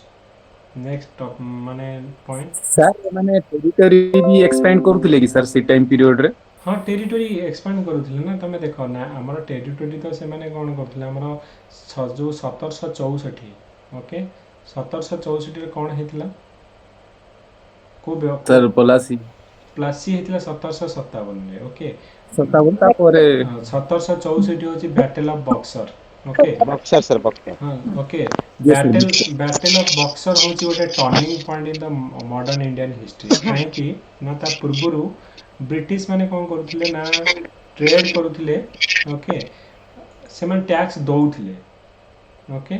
तो ट्रेड करूथिले और टैक्स दउथिले से माने किंतु 1764 रे जेतेबेले ब्रिटिश माने तमे जानिछ जे कंबाइंड फोर्स ऑफ हमर शाह आलम टू मीर कासिम आउ ସୁଜାଉଧଲା। ଓକେ, ତ ଏଇ ତିନି ଜଣଙ୍କ କମ୍ବାଇନ୍ ଫୋର୍ସ ଯେତେବେଳେ ଆମର ହାରିଯିବେ କାଠୁ ନା ବ୍ରିଟିଶଠୁ। ବ୍ରିଟିଶର ଯେଉଁ ଆମର ରବର୍ଟ କ୍ଲାଇଭ୍ ଥିବେ ତାଙ୍କୁ ହରାଇଦେବେ, ବ୍ରିଟିଶ ରବର୍ଟ କ୍ଲାଇଭ୍ ହରାଇଦେବେ ଯେତେବେଳେ, ତ ସେତେବେଳେ ଆମର ଗୋଟେ ଟ୍ରିଟି ହେବ। ସେ ଟ୍ରିଟିର ନାଁ କ'ଣ ଥିଲା ଆମର Vaijayanti? Treaty of Allahabad. Very good. ତ ଟ୍ରିଟି ଅଫ୍ ଆହ୍ଲାବାଦ ହେବ। ଯେଉଁ ଟ୍ରିଟି ଅଫ୍ ଆହ୍ଲାବାଦରେ କ'ଣ ହେବ ନା ବେଙ୍ଗଲ, ବିହାର, ଓଡ଼ିଶାର ତାଙ୍କୁ ଦିୱାନୀ ରାଇଟ୍ଟା ମିଳିବ। ଦିୱାନୀ ରାଇଟ୍ ମାନେ ତୁମେ ଭାବ ଯେ ତୁମେ ଆଗରୁ ମୋତେ ପଇସା ଦେଉଥିଲ ବିଜନେସ୍ କରିବା ପାଇଁ, ଟ୍ୟାକ୍ସ ଦେଉଥିଲ, ବର୍ତ୍ତମାନ କ'ଣ ନା ତୁମେ ଟ୍ୟାକ୍ସ କଲେକ୍ସନ୍ କରିବ। ଓକେ, ଗୋଟେ ଆମର ଟ୍ରେଡିଂ କମ୍ପାନୀରୁ ଏମାନେ କ'ଣ ହେଇଯିବେ ନା ବର୍ତ୍ତମାନ ଗୋଟେ ରେଭିନ୍ୟୁ କଲେକ୍ସନ୍ କରୁଛନ୍ତି। ଏମାନେ ପଇସା ଦେବାକୁ ଆସିଥିଲେ ବିଜନେସ୍ କରିକି ପଇସା ଆମକୁ ଟ୍ୟାକ୍ସ ଦେବାକୁ, ଏମାନେ ପଇସା ବର୍ତ୍ତମାନ କଲେକ୍ସନ୍ କରିବେ। ବେଙ୍ଗଲ, ବିହାର, ଓଡ଼ିଶାର ଗୋଟେ ଏତେ ବଡ଼ ଏରିଆଟା ସେମାନଙ୍କୁ ଟ୍ୟାକ୍ସ କଲେକ୍ସନ୍ କରିକି ପଇସାଟା ରଖିବେ। ତେଣୁ କ'ଣ କରିବେ ନା ସେଇ ଯେଉଁ ଟ୍ୟାକ୍ସ କଲେକ୍ସନ୍ ହେଲା ସେଇ ପଇସାରେ ସେମାନେ କ'ଣ କରିବେ, ର ମେଟେରିଆଲ୍ ଏଠୁ କିଣିବେ, ନେଇକି ପୁଣି ଫିନିଶ୍ ପ୍ରଡ଼କ୍ଟ ତିଆରି କରିକି ହାଇ ରେଟ୍ରେ ଆମର ବଢ଼ିବେ। ମାନେ ପ୍ରଫିଟ୍ ପରେ ପ୍ରଫିଟ୍ ସେମାନେ ହେଲା। ଯେତେବେଳେ ତାଙ୍କର ଧୀରେ ଧୀରେ ପଇସା ବଢ଼ିବ, ସେମାନେ କ'ଣ କଲେ ନା ସେଇଠୁ ତାଙ୍କର ଡିଫରେଣ୍ଟ ପଲିସି ଆଣିବେ, ଗୋଟେ ପରେ ଗୋଟେ ଏରିଆକୁ ସେମାନେ କ୍ୟାପଚର୍ କରି ଚାଲିବେ। ଗୋଟେ ଟ୍ରେଡିଂ କମ୍ପାନୀର ଗୋଟେ ଟେରିଟୋରିଆଲ୍ ଆକ୍ୟୁଜିସନ୍ର ପାୱାରଟା ସେମାନେ 1764 ପରେ ଆମର ଏଇ କ୍ୱେଶ୍ଚିନ୍ଟା ଯେଉଁ ପଡ଼ିଥିଲା ତୁମର ବ୍ୟାଟେଲ୍ ଅଫ୍ ବକ୍ସରରେ ପରେ ଗୋଟେ turning point of Indian modern ହିଷ୍ଟ୍ରିର, କାହିଁକି ନା ଆଫ୍ଟର ଦ୍ୟାଟ୍ ଆମର East India Company from a trading company to ଗୋଟେ ଟେରିଟୋରିଆଲ୍ ସେମାନଙ୍କର ଆମ୍ବିସନ୍ ରହିବ ଆକ୍ୱାର କରିବା ପାଇଁ। ସେ ହଉ ଆମର ୱେଲସଲିଙ୍କର ସବସିଡିଆରୀ ଆଲିଆନ୍ସ ହଉ କିମ୍ବା ଆମର ଲର୍ଡ ଡେଲହାଉସିଙ୍କର ଆମର ଡକ୍ଟ୍ରିନ୍ ଅଫ୍ ଲ୍ୟାବ୍ସ ହଉ, ତ ଧୀରେ ଧୀରେ ସେମାନେ କ'ଣ କରିବେ ଡିଫରେଣ୍ଟ ଏରିଆକୁ ପେନିଟ୍ରେଟ୍ କରିକି କ୍ୟାପଚର୍ କରିବାକୁ ଟ୍ରାଏ କରିବେ। ଓକେ, ତ ଯେତେବେଳେ ଗୋଟେ ନୂଆ ଏରିଆକୁ କ୍ୟାପଚର୍ କରିବେ ତାଙ୍କର ଲ୍ୟାଣ୍ଡ ରେଭିନ୍ୟୁ ପଲିସି ଡିଫରେଣ୍ଟ ରହିବ। ସେମାନଙ୍କର ଏଇ ଯେଉଁ ର ମେଟେରିଆଲ୍ ଗୁଡ଼ାକ ସେମାନେ ଯେଉଁ ତାଙ୍କ ଫିନିଶ୍ ପ୍ରଡ଼କ୍ଟ ଗୁଡ଼ାକ ବି ସେଠି କ'ଣ କରିବେ ନା ଯେଉଁ ବିକ୍ରି କରିବେ। ତ ଧୀରେ ଧୀରେ କ'ଣ କରିବେ ନା ତାଙ୍କ ବିଜନେସ୍ ବି ବଢ଼ିଲା, ଟେରିଟୋରିଆଲ୍ ବି ତାଙ୍କର ଆକ୍ୟୁଜିସନ୍ରେ ସେମାନେ ଏକ୍ସପାଣ୍ଡ କରି ଚାଲିଲେ। 1820 କଥା ଆମେ କହୁଛେ ଏଇ ଲ ନେଇକି ହେଲେ 1820 ପୂର୍ବରୁ 1813 ଆମର ଚାର୍ଟର ଆକ୍ଟ 1813ରେ ଗୋଟେ ଆସିଥିବ, ଯେଉଁଥିରେ କି ମନୋପୋଲି ଅଫ୍ ଟ୍ରେଡ୍ ସେମାନଙ୍କର ଯେ କେବଳ ଟି ଆଉ ଚାଇନାକୁ ଛାଡ଼ିଦେଲେ ମନୋପୋଲି ଅଫ୍ ଟ୍ରେଡ୍ ବି ହଟିଯିବ। ମାନେ କିଏ ବି ଆସିକି ବ୍ରିଟିଶର ଏଇଠି ଇଣ୍ଡିଆରେ ବିଜନେସ୍ କରିପାରିବ। ତ ଧୀରେ ଧୀରେ ସେମାନେ କ'ଣ କରିବେ ଯେ ଇଣ୍ଡିଆନ୍ ମାର୍କେଟଟାକୁ ପେନିଟ୍ରେଟ୍ କରିବେ ଆଉ ଏକ୍ସପ୍ଲଏଟ୍ କରିବାକୁ ଟ୍ରାଏ କରିବେ। Okay, okay sir. ତ ନେକ୍ସଟ ଆମେ କ'ଣ କରିବା ଯେ ଆମ ଇଣ୍ଡଷ୍ଟ୍ରି କଥା ପଢ଼ିଲେ ବର୍ତ୍ତମାନ ଆମର ପିଜାଣ୍ଟ ମାନଙ୍କର କେଉଁ ଭଳିଆ କଣ୍ଡିସନ୍ ଥିଲା, କୃଷକମାନଙ୍କର କେଉଁ ଭଳିଆ କଣ୍ଡିସନ୍ ଥିଲା। ଆମେ ଦେଖିଲେ ଯେଉଁ ଲ୍ୟାଣ୍ଡ ରେଭିନ୍ୟୁ ପଲିସି ଆମେ ପଢ଼ିଥିଲେ, ଯେ ଜମିଦାର ସିଷ୍ଟମ୍ ପଢ଼ିଲେ, ରୟତୱାରୀ ସିଷ୍ଟମ୍ ପଢ଼ିଲେ, ମହାଲୱାରୀ ସିଷ୍ଟମ୍ ପଢ଼ିଲେ। ତ ଏଇ ପିଜାଣ୍ଟ ମାନଙ୍କର କଣ୍ଡିସନ୍ ବହୁତ ଖରାପ ଥିଲା। ସେମାନଙ୍କର କ'ଣ ଇଣ୍ଟେନସନ୍ ଥିଲା ଯେ ଯେତେ ଚାହିଁବା ଆମେ ପିଜାଣ୍ଟ ମାନଙ୍କଠୁ କ'ଣ କରିବା ନା ଟ୍ୟାକ୍ସ କଲେକ୍ସନ୍ କରିବା। ତ ମ୍ୟାକ୍ସିମାଇଜେସନ୍ ଅଫ୍ ଦ ହଁ सर रयतड़ी सिस्टम आउ परमानेंट सेटलमेंट रयतड़ी सिस्टम आउ ମହାଲୱାରୀ जो ସିଷ୍ଟମ୍, हमरो महाराज सिस्टम पूर्व गोटे सिस्टम थिला सर से सिस्टम ना कोन जोरा कि ଇଜୱାରୀ ସିଷ୍ଟମ୍ ଥିଲା, ଯେଉଁଟାକି ଆମର କହୁଛି ଯେଉଁ ଆମର ୱାରେନ୍ ହାଷ୍ଟିଙ୍ଗଙ୍କ ସମୟରେ ନା, ତ ସେଇଟା ଇଜତଦାରୀ ସିଷ୍ଟମ୍ ବୋଲି ଆମେ କହୁଛେ। ତ ସେ ବି ଆମର ଯେଉଁ 5 years ପାଇଁ ରଖିଥିଲେ ଆଉ ପ୍ରତିବର୍ଷ ବିଡ଼ିଂ କରାହେବ ଯେ ଏ ଏରିଆର ମ୍ୟାକ୍ସିମମ୍ କିଏ ଆମର ଟ୍ୟାକ୍ସ ଦେବ, ଯିଏ ଟ୍ୟାକ୍ସ ଦେବ ଯେଉଁ ଜମିଦାର ତାକୁ ହିଁ ଏଇଟା ଦିଆଯିବ। ତୁମେ ଭାବ ଯେ ନିଲାମ କରାଯାଉଥିଲା, ବୋଲି ଲଗାଯାଉଥିଲା, ବିଡ଼ିଂ କରାହେଉଥିଲା, ଯିଏ ମ୍ୟାକ୍ସିମମ୍ ଦେବ ସିଏ ହିଁ ତାକୁ 5 years ପାଇଁ ଦିଆଯାଉଥିଲା। ଏଇଟା ଆମର ଇଜତଦାରୀ ସିଷ୍ଟମ୍ କୁହାଯାଏ, ଯେଉଁ ଆମର ଲର୍ଡ଼ ୱାରେନ୍ ହାଷ୍ଟିଙ୍ଗଙ୍କ ସମୟରେ ଥିଲା। ଓକେ, ପରେ ଏଇଟା ଆମର ଚେଞ୍ଜେସ୍ ହେବ। ଆମେ ତାପରେ ଆଣିବା ଯେଉଁ ଲ୍ୟାଣ୍ଡ ରେଭିନ୍ୟୁ ପଲିସି, ଯେଉଁଟାକି ଆମେ କହୁଛେ ଜମିଦାରୀ ସିଷ୍ଟମ୍ ନେଇକି ଆସିବା। ଓକେ, ତ ତୁମେ ଜାଣିଥିବ ସେ ଆମର ଯେଉଁ ଇଏ ମୁଭିରେ କ'ଣ ଆମର ଲଗାନ ମୁଭିରେ ଯିଏ କହିବେ ଦୁଗୁନା ଲଗାନ ଦେନା ପଡ଼େଗା, ମାନେ ମ୍ୟାକ୍ସିମାଇଜେସନ୍ ଅଫ୍ ଆମର ରେଣ୍ଟ ଆଉ କେମିତି ଟ୍ୟାକ୍ସ କଲେକ୍ସନ୍ କରିବା, ସେଇଟା ହିଁ ତାଙ୍କର ଇମ୍ପୋର୍ଟାଣ୍ଟ ପ୍ରୋଭିଜନ୍ ରହିଥିବ, ଏମ୍ ଥିବ। ୱିଦାଉଟ୍ ଡେଭଲପମେଣ୍ଟ ଅଫ୍ ଏଗ୍ରିକଲଚର ସେମାନେ ବିଲକୁଲ ଚାହୁଁନଥିବେ ଯେ କୃଷକମାନେ ଭାସି ଯାଆନ୍ତୁ ପଛେ ଆମକୁ ମ୍ୟାକ୍ସିମମ୍ ରେଣ୍ଟ ମିଳୁ। ତ ଇଭିନ୍ ଇଫ୍ ଡ୍ରଟ୍ ଆଉ फ्लड कंडीशन रे जदि तुम प्रोडक्शन हेनी भी तुम्हें टैक्स देवा पड़ो तुम खेदा सत्याग्रह पढ़िल गांधीजी समय कौन आमर होता एक्चुअली से ड्रट हो फिर भी टैक्स आमर माने छाड़ करिया बदल में अधिक टैक्स दबा पड़ूला तो से माने गोटे गोटे जगार सीना गांधी एत पर आसले कि पूर्व तो मैंने जोर जबरदस्ती नौले ना 6 माण 8 गुंठ भाया तुम जो टैक्स नदे पार तुम जमी बाड़ी घर द्वारा सब हड़प कर नौले ओके तो ये आमर हूँ जे पिजान मानकर कंडीशन को भाया थिला ना government only interested in maximization of rents enforce the permanent settlement system तो आमर जो परमानेंट सेटलमेंट सिस्टम रे जमीदार माने कौन करुले ना जी टैक्स कलेक्शन करते 89% आमर दौले क्या ना आमर ब्रिटिश मान को 89% दौले निज पाखे 11% आउ से माने जोर जबरदस्ती करके लोक मानू टैक्स कलेक्शन करुले okay Second is a transferability of land, so cause a great insecurity to the tenant and lost all the traditional right in the hand. So Zamidar restored to the summary eviction, demanded illegal dues and began to maximize their share in the produce. एमाने अमरेश पुरी भाया लोक थे जमीदार जे कि कौन करते ना दले गुंडा थे से जोर जबरदस्ती जाकि बाड़िया मारा करके tax collection heavy tax collection करते तो जिते तुम धर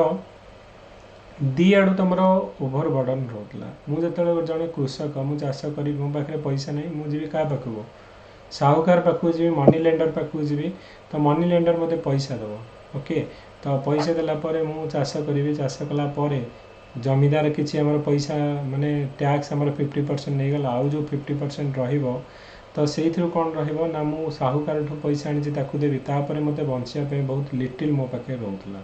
से वर्ष से जदि को वर्ष आम ड्रट रही कि मरुड़ी कि बन्या हो फसल ना साहूकार ता पैसा थोड़ी मत छाड़देव से तो मोठू माने डेफिनेटली फोर्स करके मोठू तो पैसा आदाय कर ना तो सही केस मो घर द्वार सब आम नहीं जाऊला जमी 6 माण 8 गुंठ माने ओडिया रे आमे देखि सुनिचे ओके तो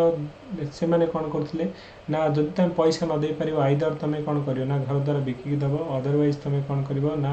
डेफिनेटली सुइसाइड करिवो जो फार्मर सुइसाइड कथा हम कहूचे तो ओवर बर्डन हो जाउतला peasant hard to approach the money lender तो peasant turn out to be ultimate the sufferer government zamindar और मनी लेंडर मान द्वारा एम अल्टीमेटली बहुत सफर होते ओके तो ये कौन कहते देख केमी पिजांट माने माने दुखे रोते तुम पिक्चर जना पड़ो ये कहते मत भाई दुगना जो लगान देना पड़ेगा ये अमरेश पुरी कहते 24 आवर जो काम करना पड़ेगा जिते मैंने अधिक काम करिए प्रोडक्शन अधिक रहिले एम जो टैक्स नौकर एम शेयर बढ़ो तापर ये जे साहूकार लोन नहीं सो जो से मैंने कौन कहते हैं पैसा तो मिलेंगे लेकिन 50% इंटरेस्ट चार्ज लगेगा आम ए बैंक लोन आइले कौन ना वर्ष को आमर 5% लगुच से कौन 50% 100 टका देते 1000 टका देते 5 वर्ष पर कह 5000 हो गला ओके तुम आनी 1000 कि सुझिला बेलू कह 20,000 हो गला ओके तो पैसा तो मिलेगा लेकिन हमारा 50% चार्ज होगा ओके तो एम हेवी इंटरेस्ट रेट रे माने टैक्स नहीं के आसिकी जो माने पैसा नहीं के आसिकी चाष करुले से एमाने भी माने जमीदार भी नौले बहुत आमर जो ब्रिटिश माने भी नहीं जाउथले साहूकार भी नहीं जाउथले एमानकर कंडीशन पूरा खराब हो जाउथला so over burden on the peasant hard to approach the money lender and peasant turn out to be ultimate sufferer तो इवन इफ आमर जो ये जो तुम देखो यहाँ तो पिजान मानकर कंडीशन से समय जमीदार माने जो माने थिबे से मानकर भी माने emergency of new land relation ruin of हमर ओल्ड जमीदार एमाने कौन करुथिबे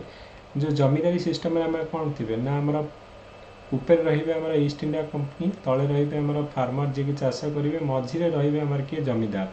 जी की टैक्स कलेक्शन करके ब्रिटिश मान को दौले तो ये जो जमीदारी सिस्टम आमर बेंगल रे आमर स्टार्ट होता तो land in Bengal had passed a new hands तो न्यू जमीदार जो मैंने आसबे तो restore to land grabbing and subinfeudation okay and rise of absentee landlordism तो एब्सेंटी लैंडलॉर्डिज्म में मैंने कौन ना यही शाहरुख खान भाया लोक थे जमी देवदास मूवी रे एमाने बिल्कुल जमीदार तो एमाने थे किंतु गोटे दिन है जान थे को मैंने जो मत टैक्स दौरान कि को मैंने जमी चाष कर बिल्कुल जान नथिबे तो तांकर जो मैंने गुंडा लोक थे से कौन कर टैक्स कलेक्शन करेंगे ये कौन करेंगे ना सहर में जो सीसा को सीसा टकराए करके मद पीकी बुलूवे ओके तो बिल्कुल एमाने एग्रीकल्चर डेवलपमेंट प्रति आवार नथिबे कि से चाहू भी नथिबे तो से कौन आबसेंट होकर माने रहुथिबे सहर रे आउ अन्य माने तांको तरफ लोक मैंने आसिक टैक्स कलेक्शन करके नहीं जाउथले आ सेमानकर कौन जाउछि जे कृषक एते दुखे अछंती सेमानकर फसल हेछि ना नहीं सेमानकु टैक्स दरकार okay so what happen actually the cultivator had neither the means nor any incentive to invest in the agriculture एक तो सी जहाँ आमर चाष करुले जो खेती करनी है लेकिन पैसा नहीं है तो एम पाखे से रिसोर्स भी नहीं इन्वेस्ट करने को पैसा भी नहीं आउ जहाँ भी करुले जहाँ भी होता ये कौन करुले ना जमीदार नहीं जाते आउ कौन ना अदरवाइज ब्रिटिश ही नहीं जाते तो zamindar had no root in the village paid a little interest in the agriculture तो से सहर रोते कौन माने बिल्कुल इंटरेस्टेड नुहे कि एग्रीकल्चर डेवलपमेंट हो कि न हो so government spend a little on agriculture government भी चाहूनी मु पैसा खर्च करी एग्रीकल्चर उपर तो से आमर कौन हो ना ये जो स्टाग्नेशन आउ डिटोरेशन ऑफ एग्रीकल्चर हो ओके तो एग्रीकल्चर तुम जब कह आम जो कृषक रहा आजिका डेट्रे आम कौन ना किसान योजना रे आम 6000 टका से दौचु कालिया योजना रे पैसा दौचु से सार पीडिया भी प्रोवाइड कराऊँगी से आमर फर्टिलाइजर कम दाम रे प्रोवाइड कराऊँगी तापर एग्रीकल्चर पे क्वालिटी सीड प्रोवाइड कराऊँगी तापर आमर इवन इफ आमर खेती रे पानी पे आमर जो इरिगेशन फैसिलिटीज प्रोवाइड कराऊँगी तापर तुम मेकानाइजेशन ट्रैक्टर प्रोवाइड कराऊँगी फाइनाली जदि इवन इफ तुम प्रोडक्शन जदि जो जहाँ भी तुम प्रोडक्शन करूँ एग्रीकल्चर से डिस्ट्रॉय न हो जावाई तुम ताप इंश्योरेंस भी प्रोवाइड कराऊँगी प्रधानमंत्री आमर जो फसल बीमा योजना जो आम कहूँ तो सेमती किसी भी डेवलपमेंट से समय नाला मैंने केवल कौन कहते ना एक्सप्लोइट करुले ओके तो तुम ये देखिपे जो ऑल दिस टुगेदर जो होता ना together with fragmentation of land even if छोट छोट लैंड से ओके सो दस आमर कौन हम ना एग्रीकल्चरटा आमर स्टाग्नेशन आउ डिटोरेशन हो ओके यदि कहीं ध्यान देवेनि आउ एमाने भी चाष जी करेंगे छोट जमी जो कि आमर किसी प्रॉफिट नहीं से भी इंटरेस्ट देवेनि आउ कौन आउ जहाँ भी कले तो आमको खाया मिलूनी मसे दिमास भी आमर जाऊनी वर्ष आगे तो कौन चाष करी आमर हम ओके तो इमरजेंसी ऑफ आमर एटा कौन है ना स्टाग्नेशन होगला और डिटोरेशन है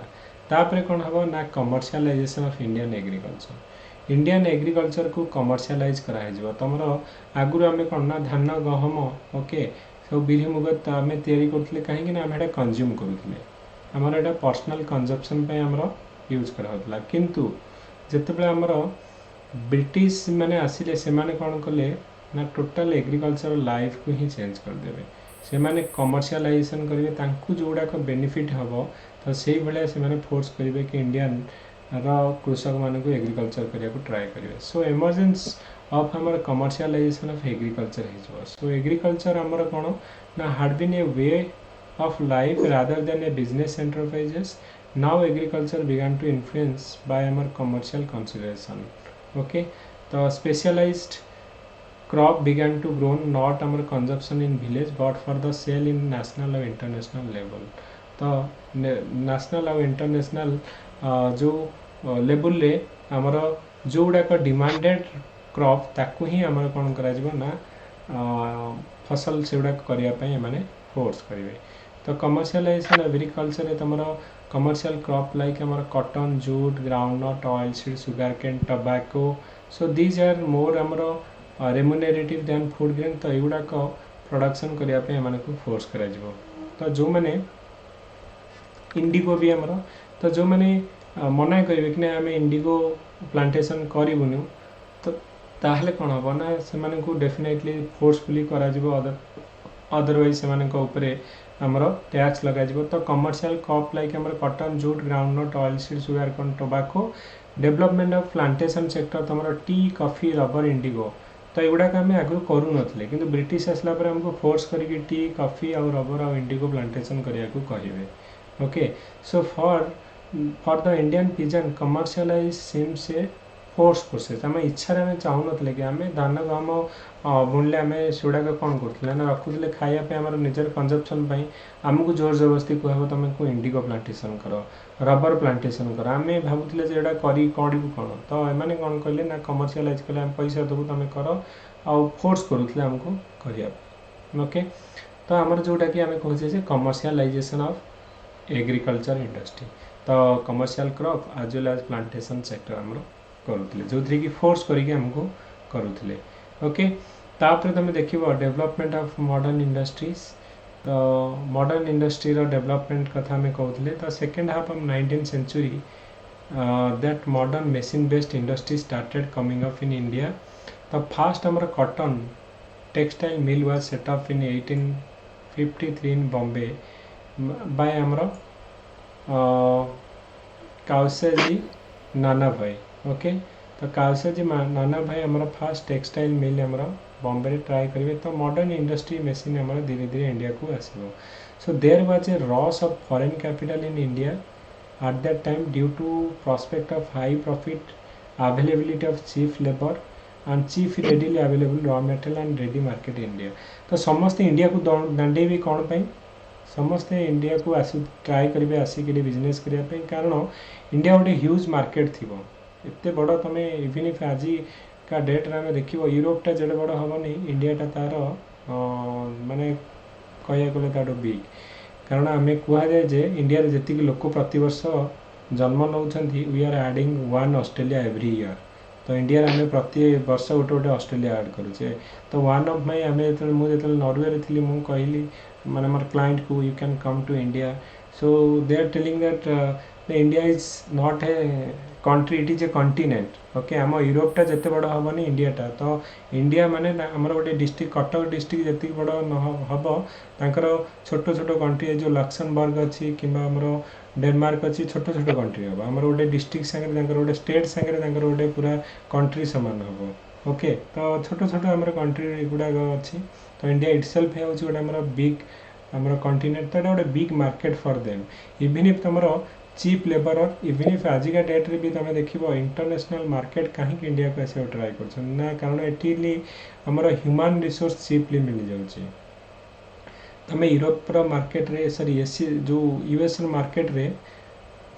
आमर कहीं आईटी इंडस्ट्री एत डेवलपमेंट कारण आम पाखे स्किल लेबर अच्छी आम कम दाम रे खटियापी ट्राए कर तुम जदि गोटे यूएस लोक को $50 दौच गोटे घंटा को इंडियन माने आम कौन घंटा को $10 भी कम करने रेडी अच्छे एंड आमर आईटी इंडस्ट्री से ओके। तो जनरली जो बिलिंग हुए $10 $20 एमती मैक्सिमम $15 $20 जाए आमर माने पर आवर आम कम करुचु तेणु चीफ आमर लेबर ये अवेलेबल अच्छा रॉ मटेरियल भी आमर ये अवेलेबल अच्छी रेडी मार्केट जे आम तैयारी कर सारापर लोक किणा को भी बहुत बड़ मार्केट अच्छी। तो से फॉरेन कैपिटल आमर heavy amount foreign capital it should माने रॉस टू आमर इंडिया को समस्ते आसवे इन्वेस्टमेंट करके प्रॉफिट लाभ करने ट्राए करेंगे okay. So there is a rush of foreign capital in India at this time due to prospect of high profit availability of cheap labor cheap and readily available raw material and ready market in India। तो reality कौन reality हो जे industrial development आमर जो आम कहूचे सेटा India रे जमा बिल्कुल होनथला सेटा होउथला कोठी ना ब्रिटेन रे होउथला एठू रॉ मटेरियल से माने नउथले core of heavy industry development केवल आमर ब्रिटेन ही होता इंडिया नेग्लेक्ट पूरा कर दिया। तो इंडस्ट्रियल डेवलपमेंट जोटा है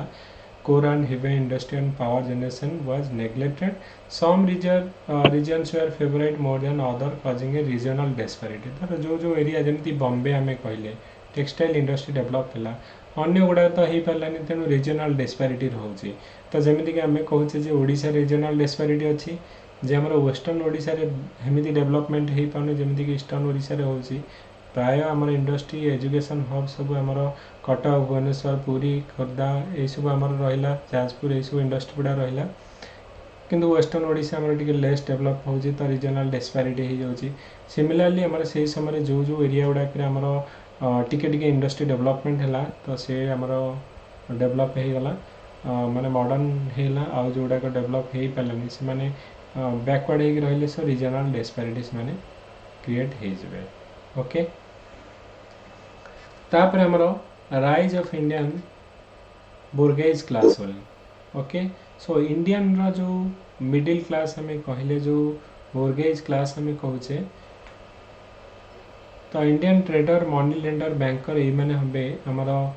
इंडिया जो मैंने कि टिके आमर स्टैंडर्ड लोकरे से आसवे so their role fitted the British scheme of colonial expectation एमाने कौन करिवे जे देख मिडिल मैन रहिबे जे एमाने जो इंडिया जो कॉलोनियल रो जो स्कीम गुड़ाक ब्रिटिश नहीं कि आसूँ आमर प्लांटेशन हवा दरकार बर्तमान इंडिगो तो एमाने कोठू पैसा कोठू आनिबे कृषक माने तो ये माने रहिले जे कि बैंक रहिले किंबा आमर साहूकार रहिले तो एमाने कौन करते मिडिल मैन रही पैसा देवे किंतु हेवी टैक्स लोक मानठू कलेक्शन करुले ओके तो आमर देखिए गाँव में बहुत साहूकार थे लोक मैंने ताठू धार नौथे झील बाहागर करने को आमर फसल करने को किंतु से आमको टैक्स आमर हेवी टैक्स नौते गाँ गहली में ओके 33% इवन इफ आजिका डेट रे भी आमर माने 100 टकर माने 5 टका आमर नौ per month okay per year नुहे पर ईयर है बेलू 50% 60% हो जाए आज भी आम गाँ गहली में भी से आमर टैक्स नौ ओके इंटरेस्ट नौ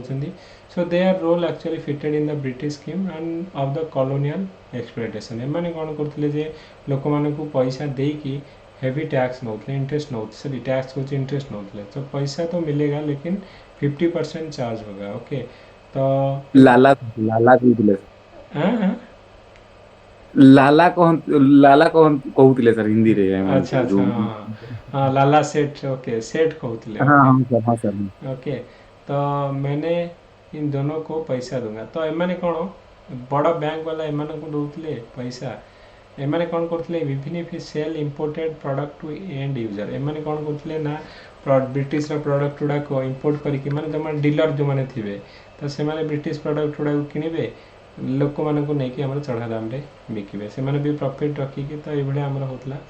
तो rise of the Indian bourgeois class आम कहूचे so Indian trader money lender banker रही they are role fitted to the British scheme of colonial exploitation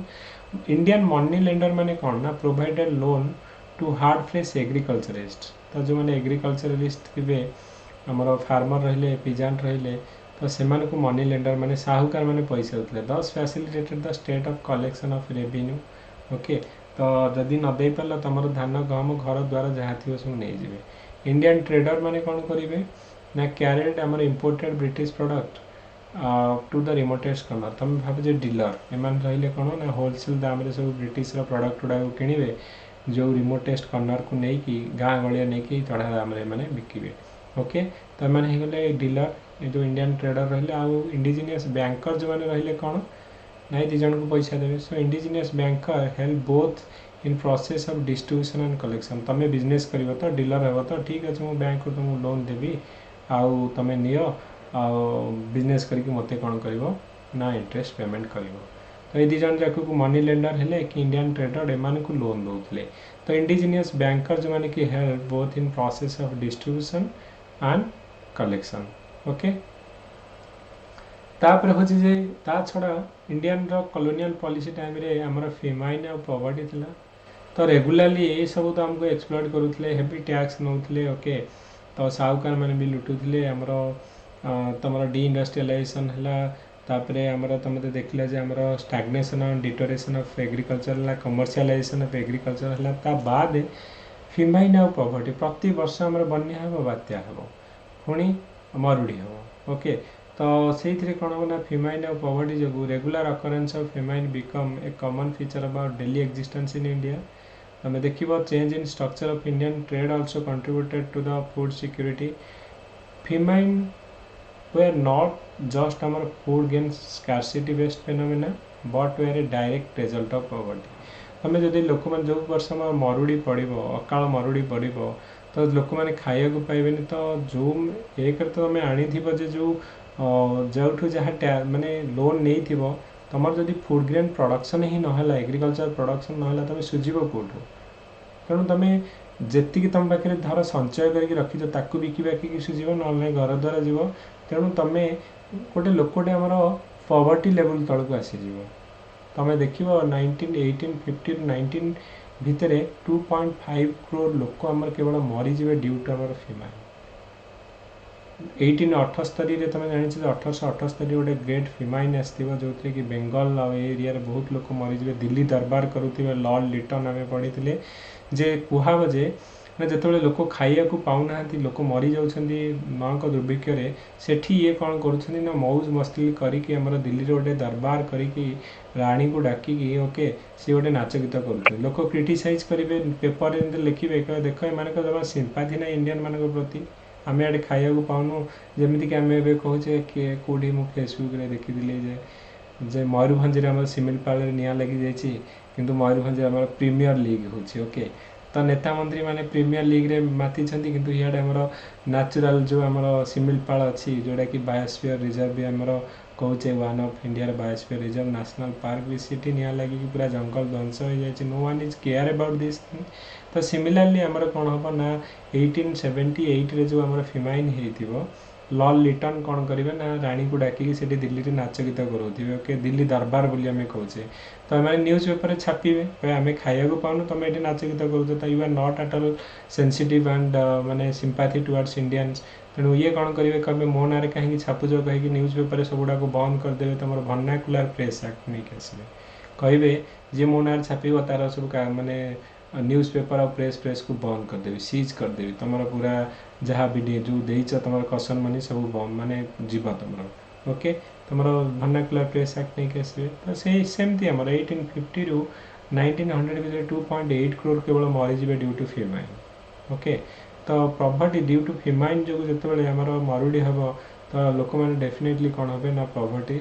level तल को आसीजे ओके तो यहीटा हूँ आम कौन ना आम वन बाय वन जो मु 10टा पॉइंट आम कहले ओके जोटा कि आम कहले कौन ना फिमाइन प्रॉपर्टी है तापर आम कहले स्टाग्नेशन तापर राइज ऑफ आमर जो बोर्गेज क्लास है कमर्शियलाइजेशन ऑफ एग्रीकल्चर है स्टाग्नेशन एंड डिटोरेशन ऑफ एग्रीकल्चर तापर आम कहले जे केमिति आमर होची जे एग्रीकल्चर टाको केमिति डीन जो सेक्टरटा केमिति रियू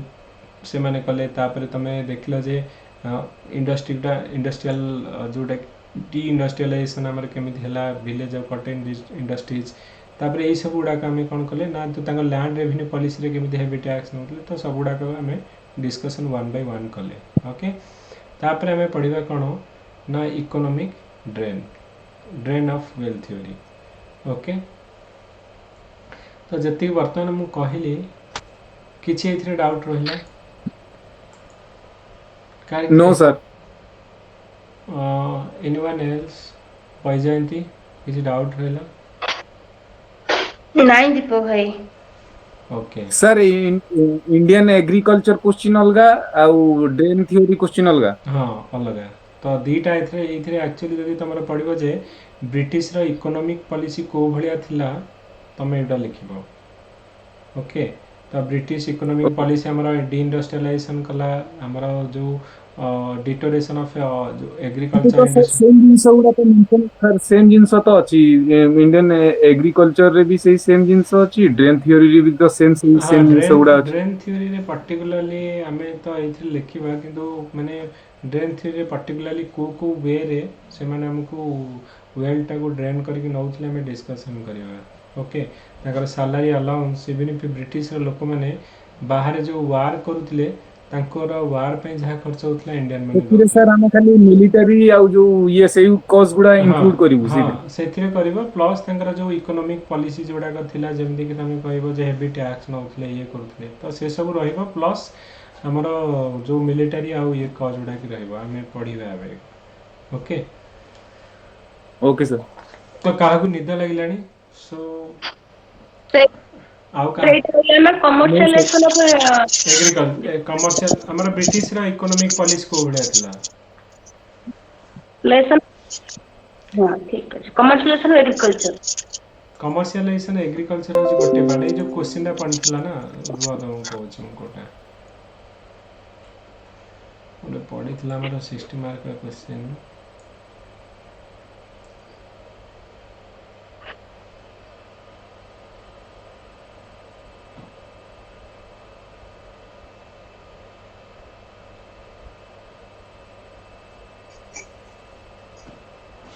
ଏଇଟା ନାହିଁ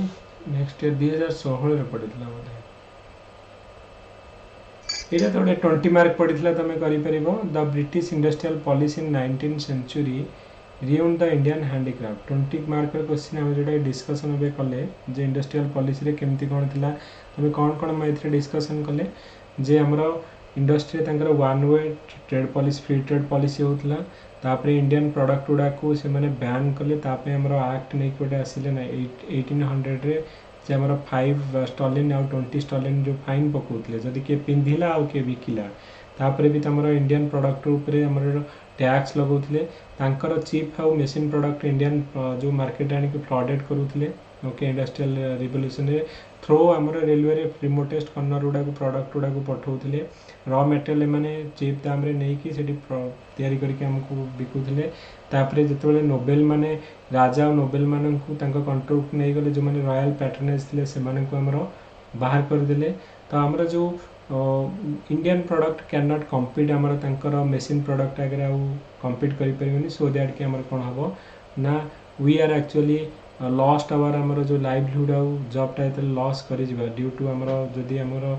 not sold off our product definitely आम कौन हम ना इंडस्ट्री जोटा कि हैंडीक्राफ्ट आउ कटेज इंडस्ट्री थी इट इज डिस्ट्रॉयड तो डी इंडस्ट्रियलाइजेशन आमर हम तापर डी अर्बानाइजेशन हम डी अर्बानाइजेशन रु पिजेंटाइजेशन रुरालाइजेशन ये कथा आम डिस्कसन कले तो यहाँ हूँ आम ब्रिटिशर इंडस्ट्रियल पॉलिसी से माने कौन करते ना इंडस्ट्री को सेठी डेवलपमेंट करुले आज ए मार्केट और रॉ मटेरियल एक्सपोर्ट कंट्री हिसाब से इंडिया को यूज करते ओके तापर तुम टे डिटेल लिख जो ये देखिए कौन तापर आमर जो क्वेश्चन आमर गोटे पड़ा यहाँ तो economic nationalism drain of wealth यहाँ नुहे आउ गोटे पड़ा ओके 2015 पड़ा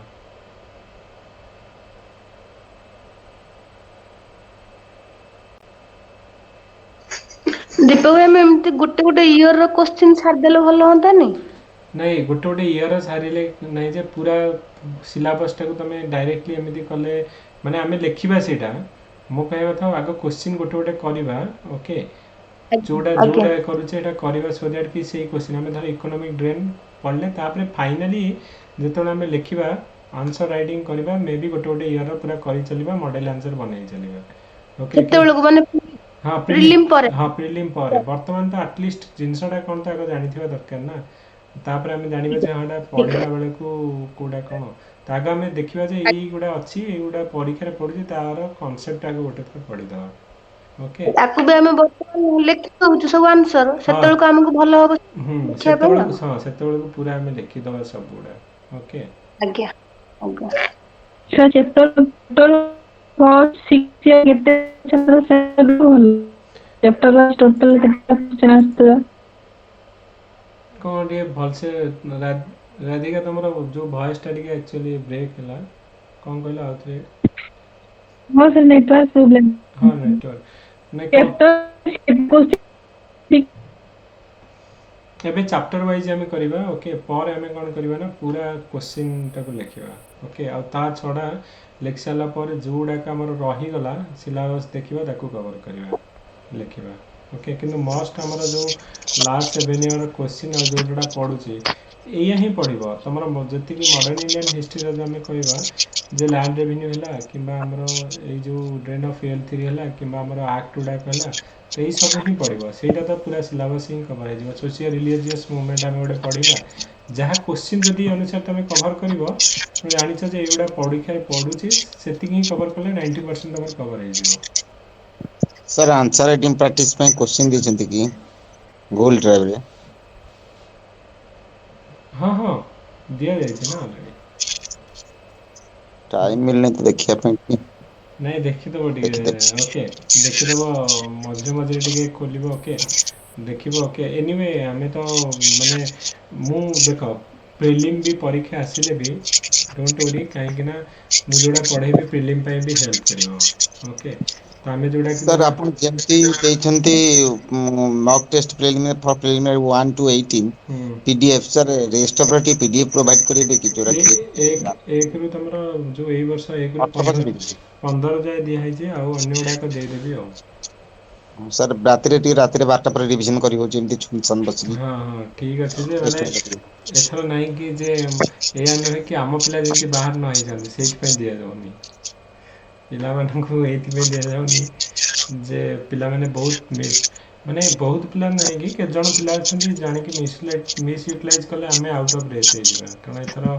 कंपटीशन होची सेइथिरे ओके ସାର୍ ଆମ सर କଳିଙ୍ଗ आपण ଆଇଏସ୍ରେ गत थर ପରଦିନ क्लास रे कहिथिले जी सर मु जानिया चाहूँ आपण थरे कहिथिले जे केते टोटल पिला अप्लाई करछन्ति वर्तमान पई 65,000 प्लस 65,000 ओके तो एथरे 5,000 भितर हमको रहिବାର ଅଛି ସାର୍ ପରଦିନ ସାର୍ ଆମ କଳିଙ୍ଗ ଆଇଏସ୍ରେ ମକ୍ ଟେଷ୍ଟ 1 ଜିଏସ୍ ପେପରର 200 ମାର୍କର କୋଶ୍ଚିନ୍ ଦିଆହେଇଥିଲା ତାର ଆନ୍ସର ରାଇଟିଂ ରିଭ୍ୟୁ କେବେ ହେବ ସାର୍? ହବ ମାନେ ଅଲରେଡ଼ି ପିଲା ଆଉ ଏଇଟା ମୁଁ ରିଅଲି ଆକ୍ଚୁଆଲି କହିବାକୁ ଚାହୁଁଛି ଯେ ଟୋଟାଲ୍ ମୋତେ 4 ଜଣ ହିଁ ଆନ୍ସର୍ ପଠାଇଛନ୍ତି ହଁ କହିବାକୁ 4 ଜଣ ପଠାଇଛନ୍ତି ପିଲା ମୋତେ କଣ୍ଟିନ୍ୟୁଅସଲି ତା ଭିତରେ ମୁଁ ଅଛି 4 ଜଣ ଭିତରେ। 4 ଜଣ ଭିତରେ ତମେ ଅଛ ତମେ ହାଇପର ଆକ୍ଟିଭ ପିଲା ଓକେ ସାର୍ ମୁଁ ବି ଲେଖିକି ପଠେଇଛି। ହଁ ମାନେ ମୁଁ କହିଲି ନା ଏଇ ଯୋଉ ମାନେ ଆଙ୍କ ପିଲା ଭିତରୁ ଆମ ପିଲା ଭିତରୁ ହିଁ ମାନେ ଟୋଟାଲ୍ 4ରୁ 5 ଜଣ ଆଜି ଆଉ 2 ଜଣ ଟୋଟାଲ୍ 6 ଜଣ ପିଲା ପଠାଇଛନ୍ତି କିନ୍ତୁ ଆଗରୁ ବି ସାର୍ GS2 ଦିଆ ହେଇଥିଲା ସାର୍ ଆପଣଙ୍କର ଆପଣ ଆନ୍ସର ରାଇଟିଂ ଦେଇନଥିଲେ ମୁଁ କରିକି ପଠେଇଥିଲି ସାର୍ ହଁ GS2 ର। ନାଇଁ କେତେ ଜଣ ଅଛନ୍ତି ସବୁ ଲେଖିକି ଦଉଛନ୍ତି ଓକେ ମାନେ ମୁଁ କହିବିନି ସାର୍ ମୁଁ ସବୁ ଗୋଟେ ମିସ୍ କରେନି ସାର୍ ମୁଁ ଅଲୱେଜ ନାଇଁ ଅପଡେଟ୍। ନାଇଁ ନାଇଁ ହେଇଟା ମୁଁ ଜାଣିପାରୁଛି ତ ମାନେ ମୁଁ ସେଇଆ ଭାବୁଥିଲି ଆଉ ଗୋଟେ ଦୁଇଟା ଟେଷ୍ଟ ଆମେ କରିବୁ ଓକେ ଯଦି ପିଲାମାନେ ବର୍ତ୍ତମାନ ଯଦି ଆମର ନେକ୍ସଟ ସାର୍ ବଢିଆ କୋଶ୍ଚିନ୍ ଦେଇଥିଲେ ସାର୍ ବଢିଆ କୋଶ୍ଚିନ୍ ଦେଇଥିଲେ ମତେ ଲାଗିଲା ଆନ୍ସର ରାଇଟିଂ ବେଳେ କି ଏଇଟା ହିଁ ପଡିବ ଆନ୍ସର ତ ମାନେ ଏଇଟା ହିଁ ଆସିବ। सर मोर मोबाइल तो टिके स्कैनिंग करी पठा टिके दिक्कत होची ହଁ मु ट्राई ନାଇଁ करी पठा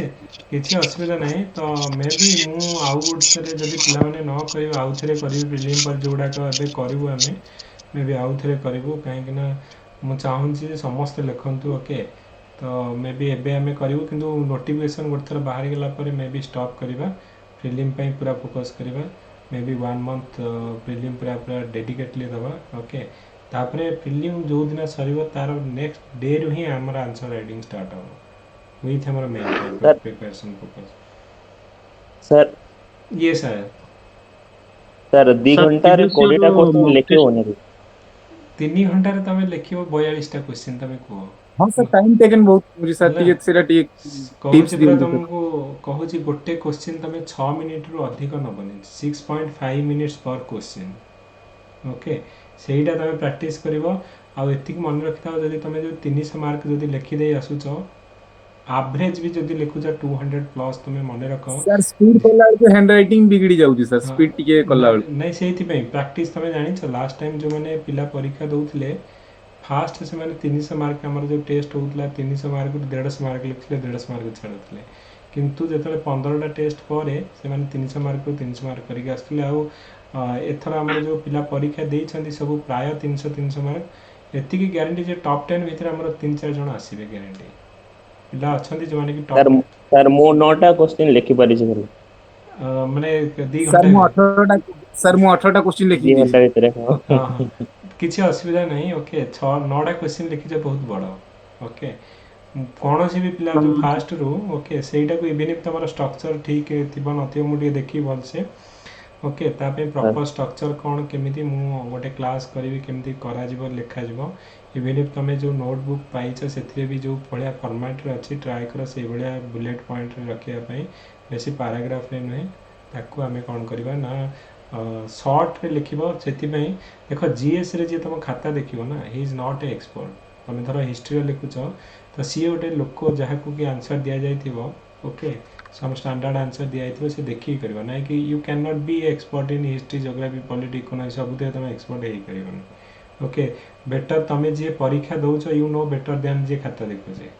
କାହିଁକି ନା ୟୁ ଆର୍ ନୋ ଏଭ୍ରିଥିଙ୍ଗ କିନ୍ତୁ ଯିଏ ଖାତା ଦେଖୁଛି ମେ ବି ସିଏ ଗୋଟେ ପର୍ଟିକୁଲାର ଏରିଆରେ ହେଇଥିବ ଆଉ ଖାତା ଦେଖୁଥିବ ତେଣୁ ଜେନେରାଲ ଷ୍ଟଡିଜ୍ର ନାଁ ହେଉଛି ଏଇଆ you have to write in general things ତୁମକୁ ସର୍ଟରେ ଲେଖିବାର ଅଛି ଟୁ ଦ ପଏଣ୍ଟ ଲେଖିବାର ଅଛି ଯେଉଁଗୁଡ଼ାକ ମାନେ ସବୁଠୁ ଇମ୍ପୋର୍ଟାଣ୍ଟ ପଏଣ୍ଟ ତାକୁ ହିଁ ଟଚ୍ କରିଯିବ ସୋ ଦ୍ୟାଟ୍ ତୁମର ମାନେ ମୋ କହିବା କଥା ତୁମେ 60-70 ମାର୍କ ଛାଡ଼ିବା ଅପେକ୍ଷା ଗୋଟେ ଜାଗାରେ ତୁମେ 8ରୁ 7 କି 6 ପାଅ ଇଟ୍ ଇଜ୍ ଗୁଡ୍ କିନ୍ତୁ क्वेश्चन छाड़नी କିନ୍ତୁ क्वेश्चन जदि तुम 60 मार्क अटेंड कर 30 पाइब एमती 60 मार्क जब छाड़ी 60 रू 60 पड़ा मो कहया था 300 मार्क जदि कंप्लीट कर विथ एवरेज राइटिंग रे ताहले तुम 200 क्रॉस कर जोटा कि तुमको टॉप 20 कि टॉप 30 भितर रैंक नहीं आसे हेल्प करिवो ओके सर मोर नोटबुक केबे आसो ए दी सर दिन हम आगरो कलिंग आईएएस रो नोटबुक भी बहुत हेल्पफुल करूची सर आंसर राइटिंग रे माने जो जनरल हाँ हेटा हमें टू द पॉइंट माने परीक्षा रे केमती लिखा जीवो ना डायरेक्ट हितरे अछि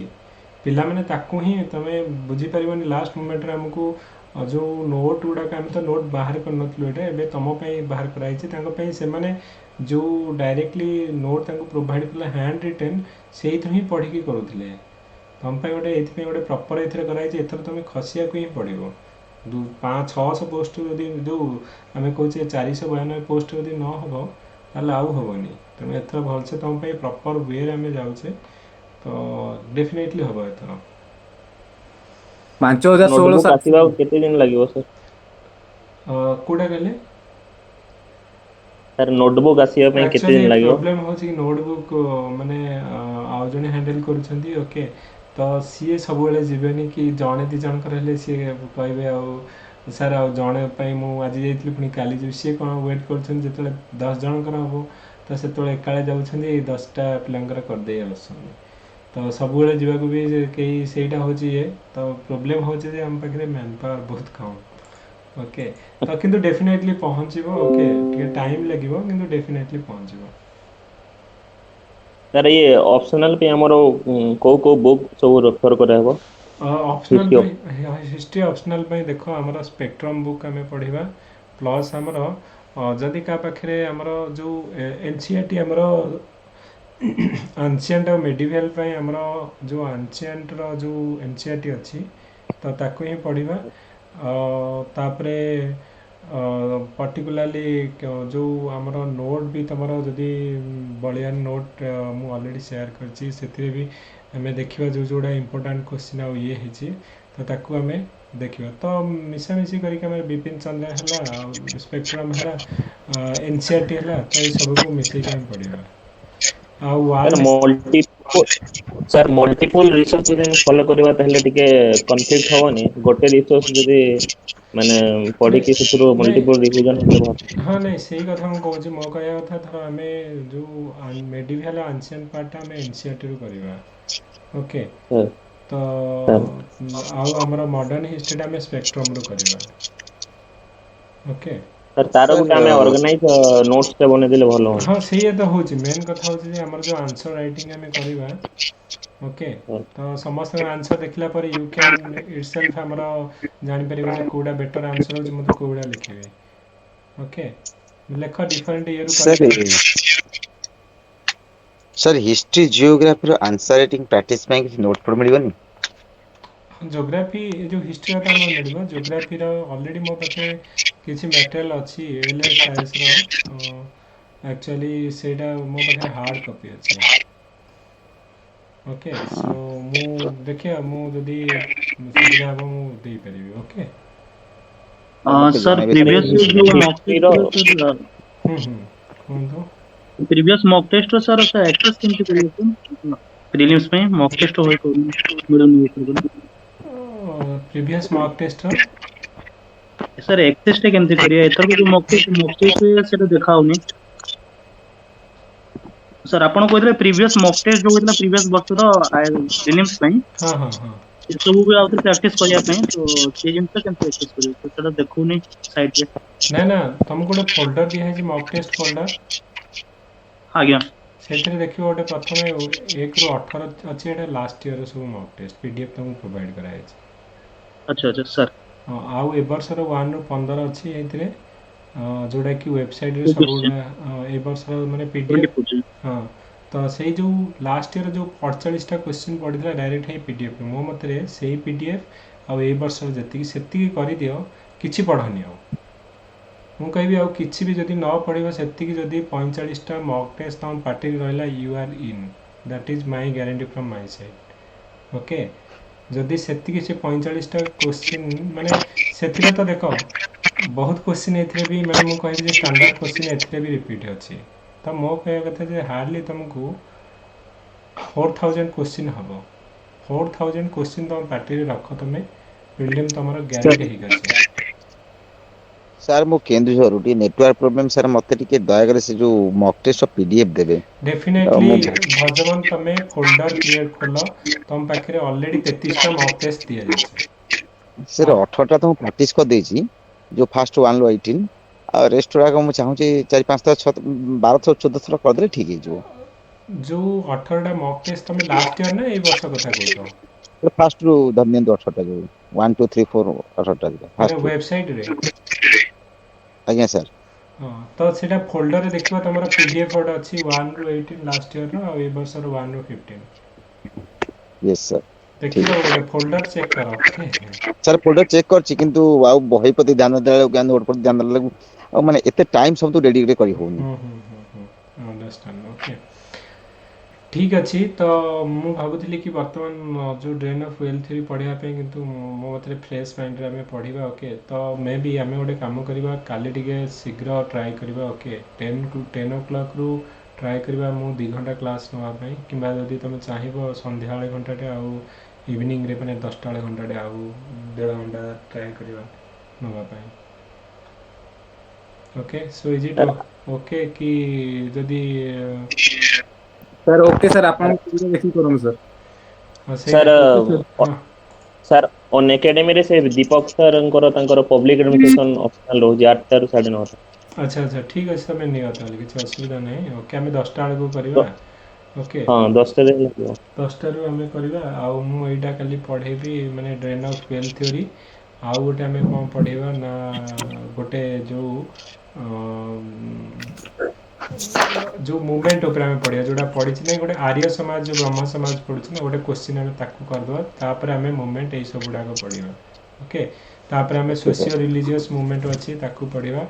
तो जो मैंने आग क्वेश्चन अनुसार आग गोटे थर राउंड टे कंप्लीट करवा तापर आम आंसर लिखा ताकू माने कौन करवा ना ट्राई करवा okay okay sir okay okay sir Deepak sir भी कहते जे आपन को फैसिलिटीज बहुत क्वालिटी आ जॉइन करिया से क्लास रे बहुत जन पचार थिले तो प्रीलिम्स पई डरू छु कहि की हां हां नै सीए भी लास्ट टाइम परीक्षा दउथिले तो सबदक से कहले सबदक से भी सबदक ई मॉक टेस्ट ही प्रैक्टिस करके जाइथिले आज्ञा सर तो सबदक कहले हां क्वेश्चन पेपर सबदक प्रैक्टिस करके जाइथिले आ मेन रो भी से कहले कि मु आ किछि पढुनी हेता कहि तमे जो क्वेश्चन करजे सेता ही पढि के से भी दैथिन परीक्षा इथरो मेन परीक्षा सर एथरो दैछन्ती सर हां मेन परीक्षा से दैछन्ती नै इथरो सर सर दैछन्ती परीक्षा हम पुनी तांको तो पढुछु कहले टिके डर लागुछ नाइस हेमति किछि कहय बनी एठी देखो महाभारत युद्ध रे द्रोण थिले गुरु किंतु द्रोण हारि गले अर्जुन ही जितिले बुझि परछ ना नै तो एठी आज्ञा तेणु एठी गुरु शिष्य जे भी रहिले सबले शिष्य रे ही जय हुए या कथा मन रखता डज नॉट मैटर कि गुरु जीति जवे या नै तो महाभारत युद्ध भी तुमरा देखि जे अर्जुन ही sir sir 2 minutes motivate okay sir sir गोटे question sir sir Unacademy रे मु नेबा को चाहू सब्सक्रिप्शन सर किंतु ईएमआई ऑप्शन ले से जो बैंक सब देखौची मोर से बैंक नहीं मोर पंजाब नेशनल बैंक आ bank of State Bank of India रो अछि तो सर केमनी नै परमिट कहले नहीं तमें दे परिबो तांकर अछि बोले ईएमआई ऑप्शन अछि ट्राई करो मु जाननी ठीक रे ओके क्रेडिट कार्ड रे बोले सर सेटा किछि बैंक ପାଇଁ लिमिटेड अछि सेटा अच्छा अच्छा अच्छा मु मोर ट्राई करली लास्ट रे पुनी डायरेक्ट सब्सक्रिप्शन हले हलानी ईएमआई पे okay maybe next month रू माने may be I will not be there okay so मु केवल एठी ही पढ़ेबी सो आई हैव आल्सो माने लिमिटेड हम केवल एही प्लेटफॉर्म में ही पढ़ेबे हमरी कलिंग आईएस रे sir 2 minute motive sir motivation हाँ 2 मिनिट मोटिवेशन हो या जे मु गोटे कथा जे सुनुथिली माने जस्ट एमती यूट्यूब रे जे दीटा गछ अछि ओके गोटे ला हमर जो बाम्बू ट्री आ गोटे ला हमर कोन ना अलग गोटे गछ जोटा कि तुम मंजी पकेले जोटा कि तुम 5 दिन पर गछ हम ओके तो तो 5 दिन पर गछ हम सी कौन कला ना गछ होइकी बड़ है ओके तो वर्षे भितर सी बहुत बड़ हो गला 6 मास भितर सी गछ हो गला बांबो ट्री मंजी तुम पकेब गोटे वर्ष भितर तुम पकेब देयर एक्चुअली नथिंग तुम किसी भी आसबनी सेकेंड इयर किसी भी एमती गछ उपरକୁ टिके आसबनी थर्ड इयर किसी भी आसबनी तुम कह ये कौन पे पकई मु लाभ ना किसी फोर्थ इयर किसी आसनी फिफ्थ इयर रे सी कौन हम ना स्टार्ट हम फिफ्थ इयर रे सी 100 मीटर उपरକୁ बढ़ ओके आउ जिते कौन सी बन्या बात्या जहाँ भी आसो ये गछ सब उपुड़ी जो बाउंस गछ के उपुड़ीना ओके ताक क्वेश्चन हो जे मोराल हो तो 5 वर्ष जाए सी करूला कौन जे 5 वर्ष जाए सी केबे तो डेवलपमेंट कलानी किसी ना 5 वर्ष जाए कौन करूला 5 वर्ष पर्यंत से ता रूट को स्ट्रॉन्ग करूला जिते रूट डीपर को जीव हेते स्ट्रॉन्ग हम ओके 5 वर्ष जाए से पेशेंस धरिक निजको माने कहबे को गोटे पोजीशन को गोटे बेटर अपॉर्चुनिटी को से वेट करथिला स्ट्रॉन्ग करथिला निजको ओके तो से आम कौन हो से 100 मीटर ऊपर को बढ़िले भी भांगनी तेणु 5 वर्ष पर्यंत से निजको तैयारी करथिला मैं जो कहूँ तो सिविल सर्विस सेटा गोटे जे तुमको देख अन्य जन केते सब एग्जाम अच्छी तुमको इमिडिएटली रिजल्ट मिल पार ओके बैंकिंग एग्जाम दियो इमिडिएटली तुम मासे 2 मास भीतर जब परीक्षा दिल 2 मास भीतर रिजल्ट पाइज okay but there is no charm कौन सी भी एग्जाम दियो तुम ओएसएससी परीक्षा दियो गोटे जो राउंड रे ना क्लियर कर दौच तो जो जिनस जिते डिफिकल्ट रे मिल तो मन रख तार चार्म भी से भाया सिविल सर्विस हूँ से भाया गोटे बाउंस गछ जो तुमको तुम बेस्ट स्ट्रॉन्ग करा पड़ो तुम निजर पेशेंस को तुम टेस्ट करा पड़ो निजर कैपेबिलिटी को तुम स्ट्रॉन्ग करा पड़ो तो सेटा हूँ सिविल सर्विस कि तुम गोटे थर पाईगला तुम भाव you have all the things in the life तुम जहाँ चाह ना you will be A power house तुम जान गोटे सिविल सर्वेंट गोटे कलेक्टर पावर केते गोटे टोटाल डिस्ट्रिक्ट को हाथ मुठार रखी ही कैन चेंज द माने rules and regulation the life of the people okay तो लीडरशिप हवा को हेले से भाया यू हैव टू तुमको से भाया लीडरशिप क्वालिटी डेवलपमेंट करा पड़ो तुमको जो 1.5 वर्ष तपस्या कहूँ परिश्रम तुमको टेस्ट करा जाउची whether you are capable for this position or not okay सब मैक्सिमम मु टाइम तुमको कही ओके आउ ये गोटे पैशन भी रहा दरकार एमती विदाउट पैशन रे जो मैंने भी तुम प्रिपेयर करुच कोठी ना कोठी तुम भीतर गोटे पैशन अच्छे कोठी ना कोठी तुम भीतर गोटे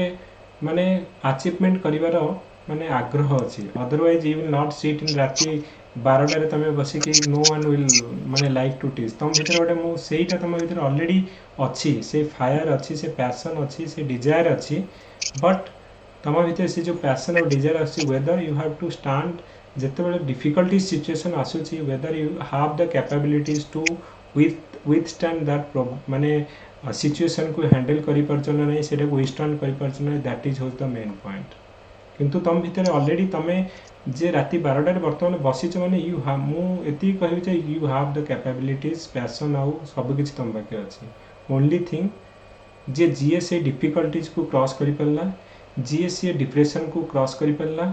सी ही फाइनाली रिजल्ट रे माने सी ही लास्ट को कौन हम सक्सेस हम ओके इट इज माने मु कहबी civil service is nothing but patience आउ तुम निज उपर भरोसा कौन से भी इवेन इफ मु कहूँ मु भी तुमको पास कर it is only you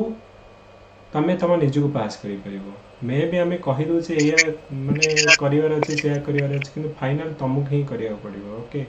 the battle final battle you have to fight तो that is the only thing तुम भरोसा रख निज उपर भरोसा रख यहाँ गोटे मु कह सेल्फ मोटिवेशन हूँ निहाती दरकार एग्जाम रे प्रति मोमेंट रे तुमको नेगेटिव चिंताधारा आसो जे हबनी लेट इट बी एटी छाड़ी देबी ओके सर ये स्वप्न देखिया जो घर लोग पागल कहलेनी नहीं जेतले तुम लोक भाबो जे जेतले तुमको पागल कहबे ना सेतले तुम भाबियो जे I am in the right path okay story sir मो सेट में मो तो ऑलरेडी जान से मतलब पागल कहलेनी मु जान से I am already in the right path okay तो तुम जानि तो इतरे एई भले पिला परी के हम ग्रुप रे पिला अछन जे माने माने फैमिली लाइफ ही डिस्टर्बेंस हो जाइए ओके वाइफ भी छाड़ी पड़े फिर भी सब करके ओके जे तमे तो 24 आवर तमे जो 18 घंटा 16 घंटा तमे अलग डायरेक्शन में रहउछ तो डेफिनेटली मो पर्सनल लाइफ यहाँ पर होची माने डिवाइड हो जाइछन्ते तो एथिरे तुमको सैक्रिफाइस दबा पड़ो एटा होची गोटे exam you have to sacrifice everything आउ एथिरे गोटे रेस्पेक्ट गोटे अच्छी जे respect you have to earn your respect एथिरे तमे जदि कहबो मते रेस्पेक्ट दियो केही देबेनी एटा गोटे एग्जाम जे कि लोक माने तुमको रेस्पेक्ट देबो तमे आजि पाई जाओ देखो तमे सिविल सर्विस काली मे बी तम सांग माने तुमको भी गोटे अलग नजर देखिबे okay now you are a civil servant okay तो तमरो वे ऑफ टॉकिंग से मानकर way of looking to you everything society रो तुमको चेंज कराओ कारण you are now a leader for everyone okay you Sir, have nobody believes in a story until you win. yes so समस्ते माने जो कह जाए ना everything is impossible until it is done तेणु से भाया सिविल सर्विसटा ये गोटे एग्जाम जो पर्यटन तुम क्रैक करना तुमको लगुव जेटा गोटे बहुत बड़ा इम्पॉसिबल जो दिन तुम क्रैक कर you your self think that कि ना यहाँ किसी ना मो ओके तो ये सेल्फ बिलीफ आउ सेल्फ कॉन्फिडेंस बहुत दरकार आउ मोटिवेशन एथरे बहुत दरकार आ मोटिवेट करिया पई केही तुम पाखे रहिबेनी आउ एटा गोटे फाइट जोटा कि तुमको निजको लड़िया को पड़िबो ओके नो वन विल माने फाइट फॉर यू कारण एथिरे प्रति मोमेंट तुमको लागिबो धक्का लागिबो you have to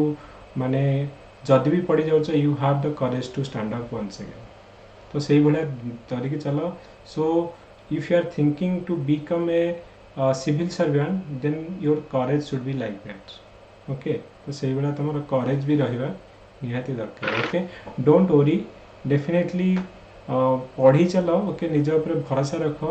okay definitely positive outcome ये मुझे कहली ना फेल्युअर किसी ना so there is nothing called failure तो it is always failure is a मुझे कहबी जे it is not the opposite of success it is a part of success okay तो फेल्युअर माने मे be you are always may be one step तमे आगु को जाइछ सक्सेस आड़ को so it is a part of success so there is no failure okay तो life रे किसी फेल बोली नहीं आइदर तमे माने सिखिबो अदरवाइज तमे जितिबो दीटा कथा तो केबे फेल भी कौन सी इंसान न था ओके सो ठीक अछि आज पे हमें एतिकी डिस्कशन करबा काली हमें माने रेस्ट जिनस डिस्कशन करबा डोंट वरी सबु बेले तुम निज उपर भरोसा रख कौन सी भी नहीं कहीं भी तुमको पास कर दे पारे कि कहीं भी आउ जदि भी तुमको कहीं नेगेटिवली एनकरेज करुचे ना ना कहीं लगी एमती हेनी okay don't listen to anybody कारण ये जो डिसीजन तुम नहीं यू हैव टू तुम ओन डिसीजन नहीं okay stick to that plan जो तुम पाइब ना से माने गोटे फिल्म डायलॉग थिला को मूवी रो एटा मने पड़ुनी इमरान हाशमी का मूवी गोटे थी जो आजादीन मूवी भूली गली से मूवी नाटक जे जो बल्ला बोलेगा तो दुनिया सुनेगा ऐसे एमती गोटे थी डायलॉग तो जो तुम सक्सेस पाइब ना you don't have to tell anybody everyone will know your success automatically तुम्हें क्या कहया दरकार नहीं you don't have to give any explanation to anybody automatic your माने success will speak much more than your words तो सहीटा मुझे कहूँ ओके तुम्हें तुम कम करके देखाओ तुम एफर्ट रे करके देखाओ डोंट लिसन टू एनीबॉडी तो सहीटा हूँ तुम गोटे पैशन रहा दरकार ओके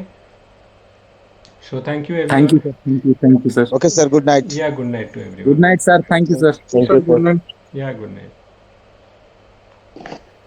दीप भाई जने सोइबे ना आउरी प्रिपेयर करियो आउरी गुड नाइट देबे हेला आमर कौन करिया वैजयंती ओके टाइम पर आउरी हाँ ओके हाँ बाय वैजयंती मोर रक्का भी पस्ती हमको लिखिया पड़ भी लिखिया पड़ से तो दरद बजे पहुंचा नहीं वैजयंती हबा ओ थैंक यू दीपक भाई थैंक बहुत सैक्रिफाइस करछ तमे डेफिनेटली हबा ओके हमारा माने माने you have actually gone beyond of everything okay so stick to that भूत कोटी भलिया हमरे ना एकाडियम ओके ओके वैजयंती हाँ ओके बाय हाउ तो